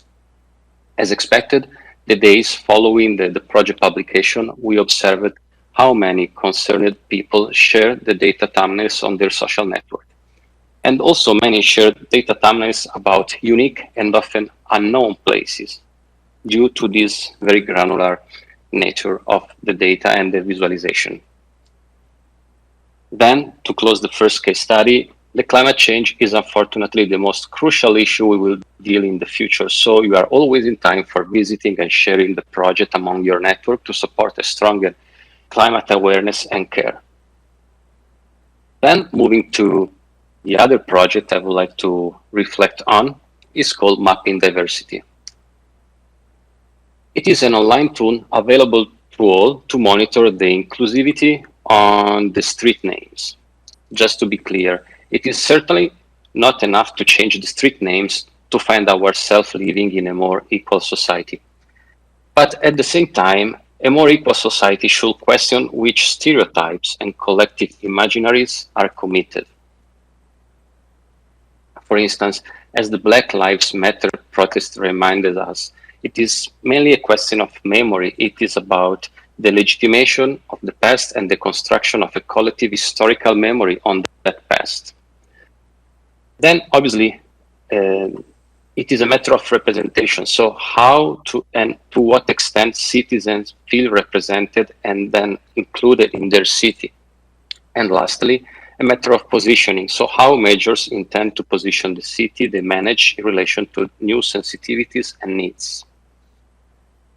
So Mapping Diversity is now part of a broader and more ambitious project that maps different dimensions in the European in European municipality street names. Indeed, we are now seeking for a budget to translate and extend the project. The road is long, but we are for sure we know we can continue in our project. At this stage, we are in the beginning. The project focuses only on the Italian cities. So unfortunately, it is only in Italian, but I think it's pretty understandable. You will see later. We plan to find a budget to allow readers to also contribute directly to the data mapping process, and then to extend the project on an European level with more languages, cities, and also indicators. For instance, adding colonial heritage in the maps, so always in the street names, I'm just referring to that, or social status and different kind of culture. So let's focus on the gender gap, because it's our first step. To be clear, with first step, I do not mean that there are no similar projects before. For example, there is the incredible work of Toponomastica Femminile, a project made by a feminist group about the Italian city street names. But unfortunately, it's not a visual project. It relies on a series of text on list, basically. Or we should also mention equalstreetname.brussels, which is an interactive map that visualizes the street name of a few North European capitals. Or the Social Dynamic Group project, which deal with the gender and other topic on the street names of New York, Paris, Wien, and London. Looking at this existing project, we felt the need to bring the issue outside the map and the feminist bubbles. So, with this idea to embrace a broader audience, because even the gender gap in the street names, but in general, obviously, because we are talking on a global phenomenon, affects each and every one of us. So to allow an inexperienced audience to understand the phenomenon, we relied again on data storytelling approach to support the comprehension of all those who graphically or statistically are illiterate or just distant from the topic. This is, for instance, the home page, and since the beginning, it presents, in this case, is another visualization on the whole data about the whole Italian cities we analyzed.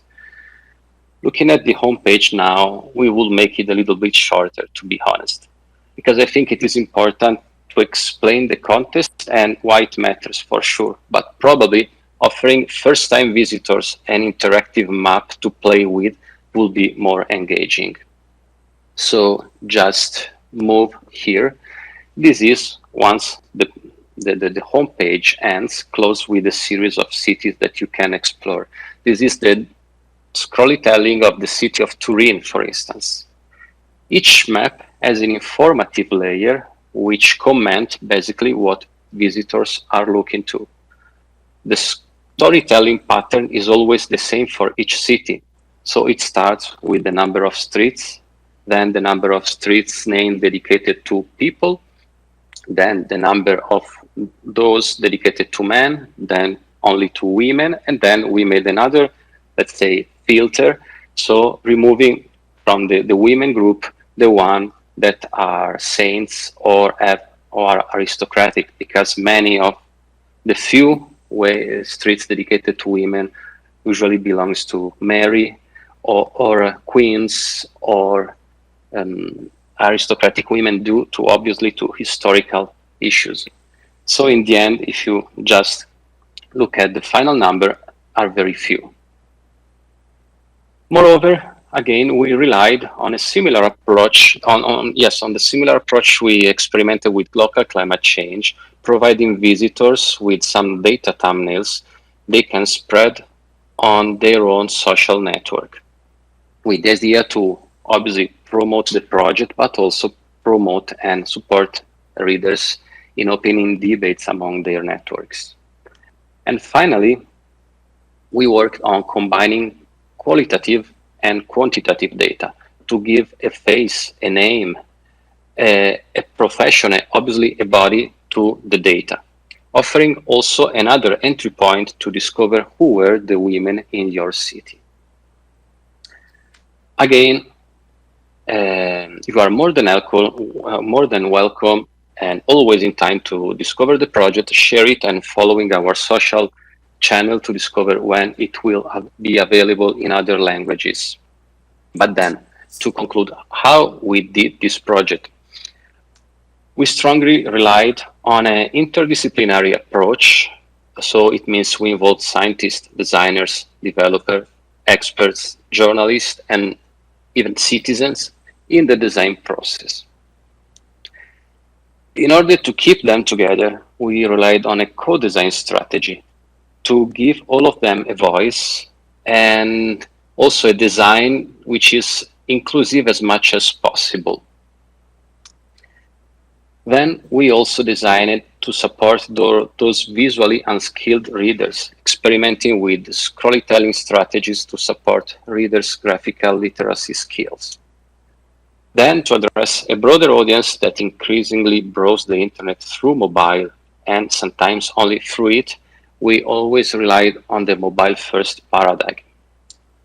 Last but not least, as I was saying before, just one of the two projects try to combine quantitative and qualitative data, just to remind people that we are talking about people once with this data. Then a couple of other reflection, especially about mapping diversity.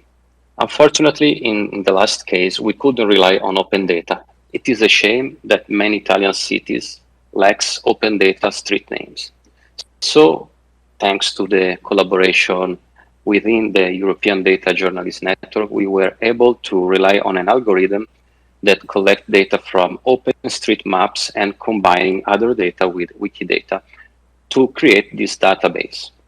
It is not easy to develop this, and we were very lucky from this point of view. And we will be very happy to also make this available to a broader audience as soon as the project finds new resources to move on. Again, on mapping diversity, data are not perfect due to this algorithm, which collects data from OpenStreetMap probably you already what OpenStreetMap is a source crowded map. So sometimes some streets are not available simply because people never entered or created this data in the map. So it would be nice to have a broader support, not only on the digital level, but also organizing local events to engage with local people to map their towns. Then to conclude, I would give you a nice statement from a book that is called Information Diet, written in 2015 by Clay Johnson. It is a nice book because it makes a metaphor between the junk food and the world of information, coining this concept of junk news. So as humans, we learn that junk food is very nice looking, is very nice smelling, but probably it's not very healthy. So in the same way we educated our body, our brain to resist to the temptation of eating junk food every day, we should, educate our mind again to understand that junk news, so those news that are written to not to inform us, but to entertain us. So we should educate ourselves in order to resist not to click every time we just see a picture of cats or news with strong titles. In this book appears also this metaphor, which is, I think, very simple and very strong. So the internet is the single biggest creator of ignorance mankind has ever created, as well as the single biggest eliminator of that ignorance. So it means that basically it's up to us.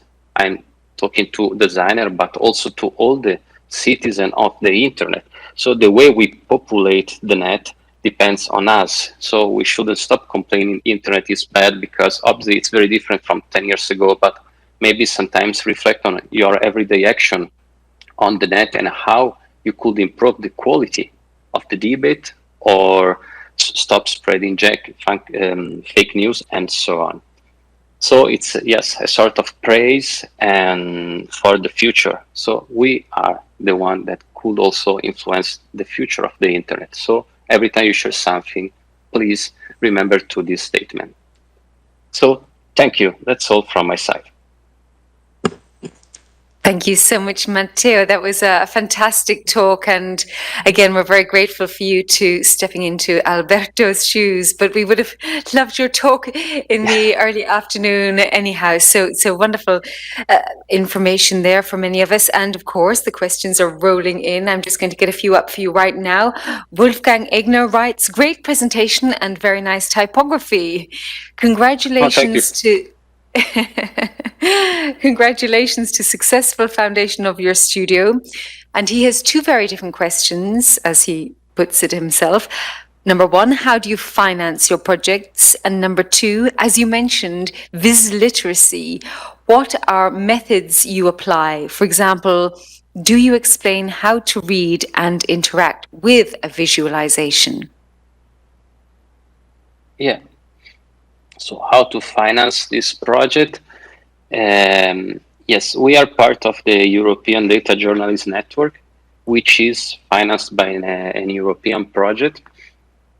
And we decided as partner to offer our support in also creating data storytelling and visual journalism projects. So to be honest, the budget we receive is not a big budget, but given the importance of this kind of project, the importance of the topic, but also of the impact they could have, because we are talking about project, especially the one on climate change, which are open to all the European audience. It's not just focusing on Italy.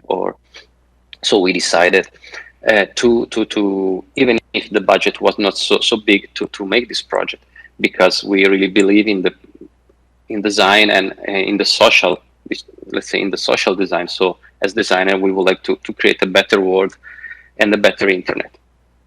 So yes, we are part of this network. This network is also open to other newspapers they want to bring in, and there's always a periodical call for financing new projects or to share data and build up new articles based on data. About literacy, it's, yes, we always have in mind that sometimes readers are not really literated. So obviously we cannot replace years of education, because currently, in my personal opinion, the problem is now that young European citizens are very educated in terms of graphical and media literacy. The most problematic category, talking about society, are the elder people, probably these people that are out from the school path but still use internet. And so how to take care of them? Obviously, we cannot replace school, as I was saying, but probably if you have in mind that some of the readers of your project are not really able to understand a chart, maybe, yes, we are experimenting scrollytelling, because it allows to focus on a single content per time, because you cannot scroll the whole project. And then this content sticks, and the scroll provides other information to explain a little bit how the chart works. Then probably another way to improve education or the literacy of the elder people is to create, relying on a transmedia approach. I mean, not only digital, but also connecting digital project with the physical dimension.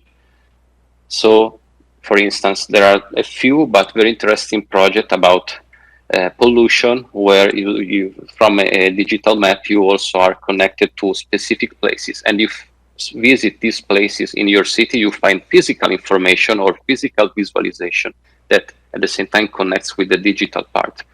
And this approach allows also to inform different kind of people in different places using different media, probably the most appropriate. Thank you so much. We have another question here from Simon Steuer. Opening up data and learning the skills takes time, as you said. How can these skills be integrated in an organization so that the need for outside experts could be reduced? Wow.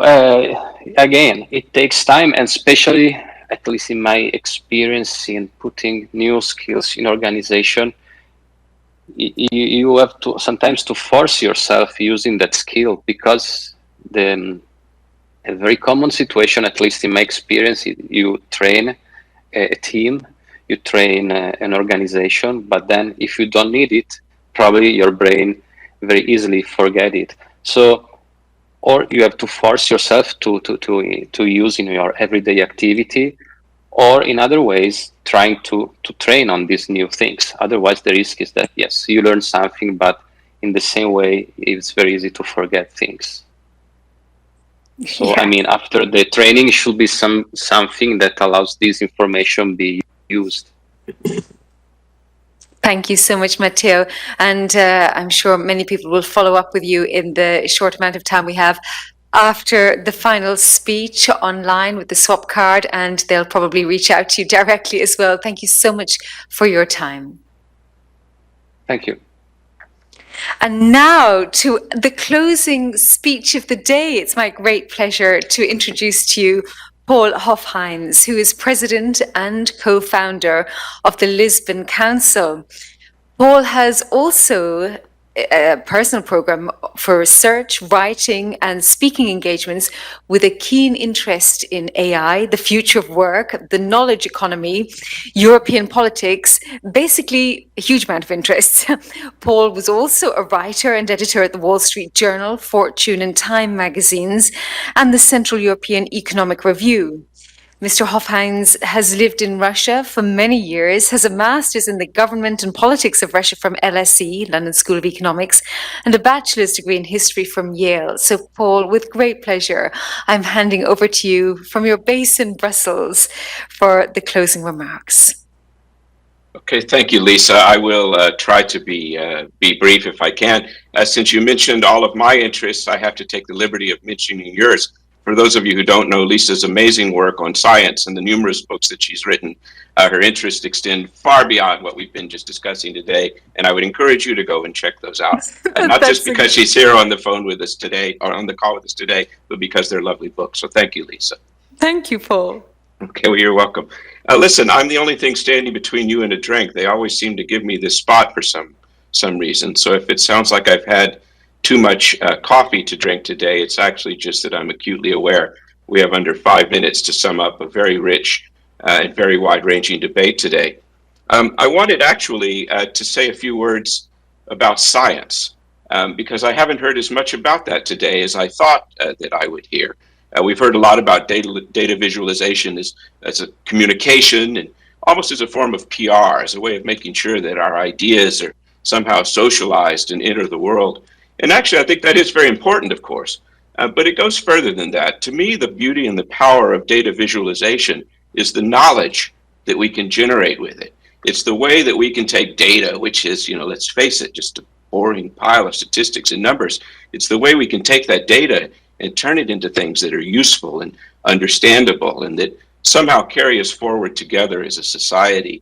So if you don't mind, I wanted to just mention, two famous scientists, actually, whose work I think is illustrative in this context, both of data visualization and the larger problem of science in general that I wanted to speak about. First, of course, is Einstein. And I apologize because I mentioned him 2 years ago when I spoke at this conference, but he still seems quite relevant. Look, Einstein wrote and said quite a few things. There were a couple of problems with it. One was that no one really understood what he was saying. And I'm sure quite a few people on this call have had that experience too. But he left us with these fantastic visualizations. I mean, who can forget the lovely picture of the Earth sitting in a net as a way of understanding what general relativity meant? It was actually very clear. Even this simple phrase, E equals mc squared, it was because he was able to help us visualize his work that it went out into the world and became so powerful and had such an effect.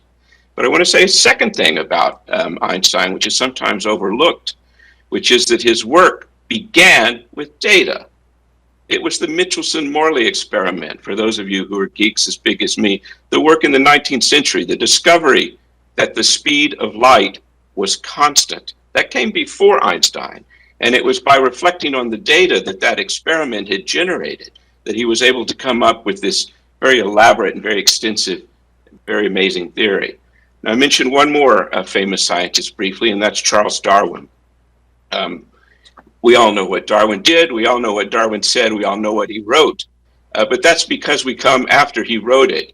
The story that a lot of people don't know is that Mr. Darwin sat on his theory for over 20 years. After he came back from the Beagle, he knew more or less what he wanted to say. He was a little bit scared of it. It became very important in the scientific community. And one day he went and opened his post, and there was a letter from a young scientist, Alfred Russel Wallace, essentially saying the same thing that he'd been carrying around with him his whole life. So he very quickly wrote The Origin of Species and published it. Now, why do I tell you this story? Because Darwin's problem was that he didn't quite understand the importance of what he knew and the urgency and the immediacy that he had in sharing it with the world. And that's in many ways the message that I want to leave with you today. Both congratulations on all of the outstanding work that you're doing to share knowledge, to turn data into something that speaks. But I would also like to leave you with a challenge, which is that you should go even further. We shouldn't just leave this work in conferences like this. The nature of science is changing. It's no longer about Einstein or Darwin. It's something we all do together. And data visualization plays a crucial and very important role in all of that. And I want to congratulate everything for what you've done today, challenge you to do even more, challenge you to speak, to share, and to learn. And maybe just one last time, we thank our fabulous moderator, Lisa Burke, who's been carrying the water for, I think, 2 days now for this conference. So thank you so much for that, Lisa. I hope I've come in under my 5 minutes, and I hope I didn't keep anyone from starting their afternoon aperitif on time. That's so kind of you, Paul. Thank you ever so much. I'm blushing here. And you mentioned Charles Darwin, and I had to just briefly look up while you were talking. I was at a friend of mine's wedding. He actually now lives in Brussels too, writes for Politico, so perhaps you know him, James Randerson. But when he got married many years ago, actually, because he was a zoologist by training, he quoted at his naturalist wedding what Charles Darwin had written about marriage, because he did a tally of data points on whether to marry or not marry. And I'll just read out a little bit of this here if it doesn't take too much of your time. If marry means limited, feel duty to work for money, London life, nothing but society, no country, no tours, no large zoological collections, no books, Cambridge professorship, either geological or zoological, etc., etc. And then marry, he also wrote children, if it please God, constant companion and friend in old age, who will feel interested in one, object to be loved and played with, better than a dog anyhow. Home, someone to take care of the house, charms of music and female chit-chat. These things good for one's health. And then not marry, freedom to go where one liked, choice of society and little of it, conversation of clever men at clubs, not forced to visit relatives and to bend in every trifle, to have the expense and anxiety of children, perhaps quarrelling, loss of time, cannot read in the evenings, fatness and idleness, anxiety and responsibility, less money for books, if many children forced to gain one's bread. So when you mentioned Charles Darwin, that was one of the things that cropped up. But no, yeah, science and data viz extremely combined. It's lovely to see you online, Paul, and hopefully we'll meet again in real life one day. And just to add, on top of Paul's comments, thank you all to the wonderful speakers we've had throughout these 2 afternoons. And I must say, despite this being a wrap for EU Data Viz 21, it's not the end of EU Open Data Days. Tomorrow, it's the 5th edition of the EU Datathon. It's going to take place in the morning, not the afternoon. And the EU Datathon, it's work over 9 months. There were 99 proposals from 33 countries and 9 finalists will be present tomorrow. Commissioner Hahn will also give a talk on shaping our future with open data. Some examples include the reuse of open data to fighting youth unemployment, improve sustainability of the food system, and much more besides. And finally, the JCR, Joint Research Council, has a conference taking place right now this week as well on modelling for policy support. And the Publications Office will collaborate with this conference on Friday with 2 sessions, including highlights from this EU Open Data Days, of course. And you can follow those talks if you wish to continue this theme on Friday.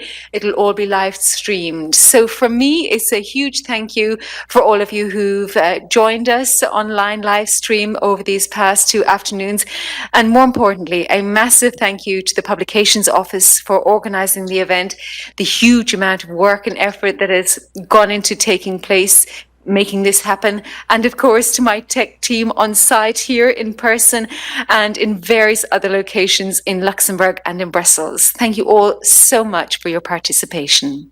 And you now have 30 minutes, well, actually 24 minutes left to continue using the swap card and collaborating online and chatting to one another. Enjoy it.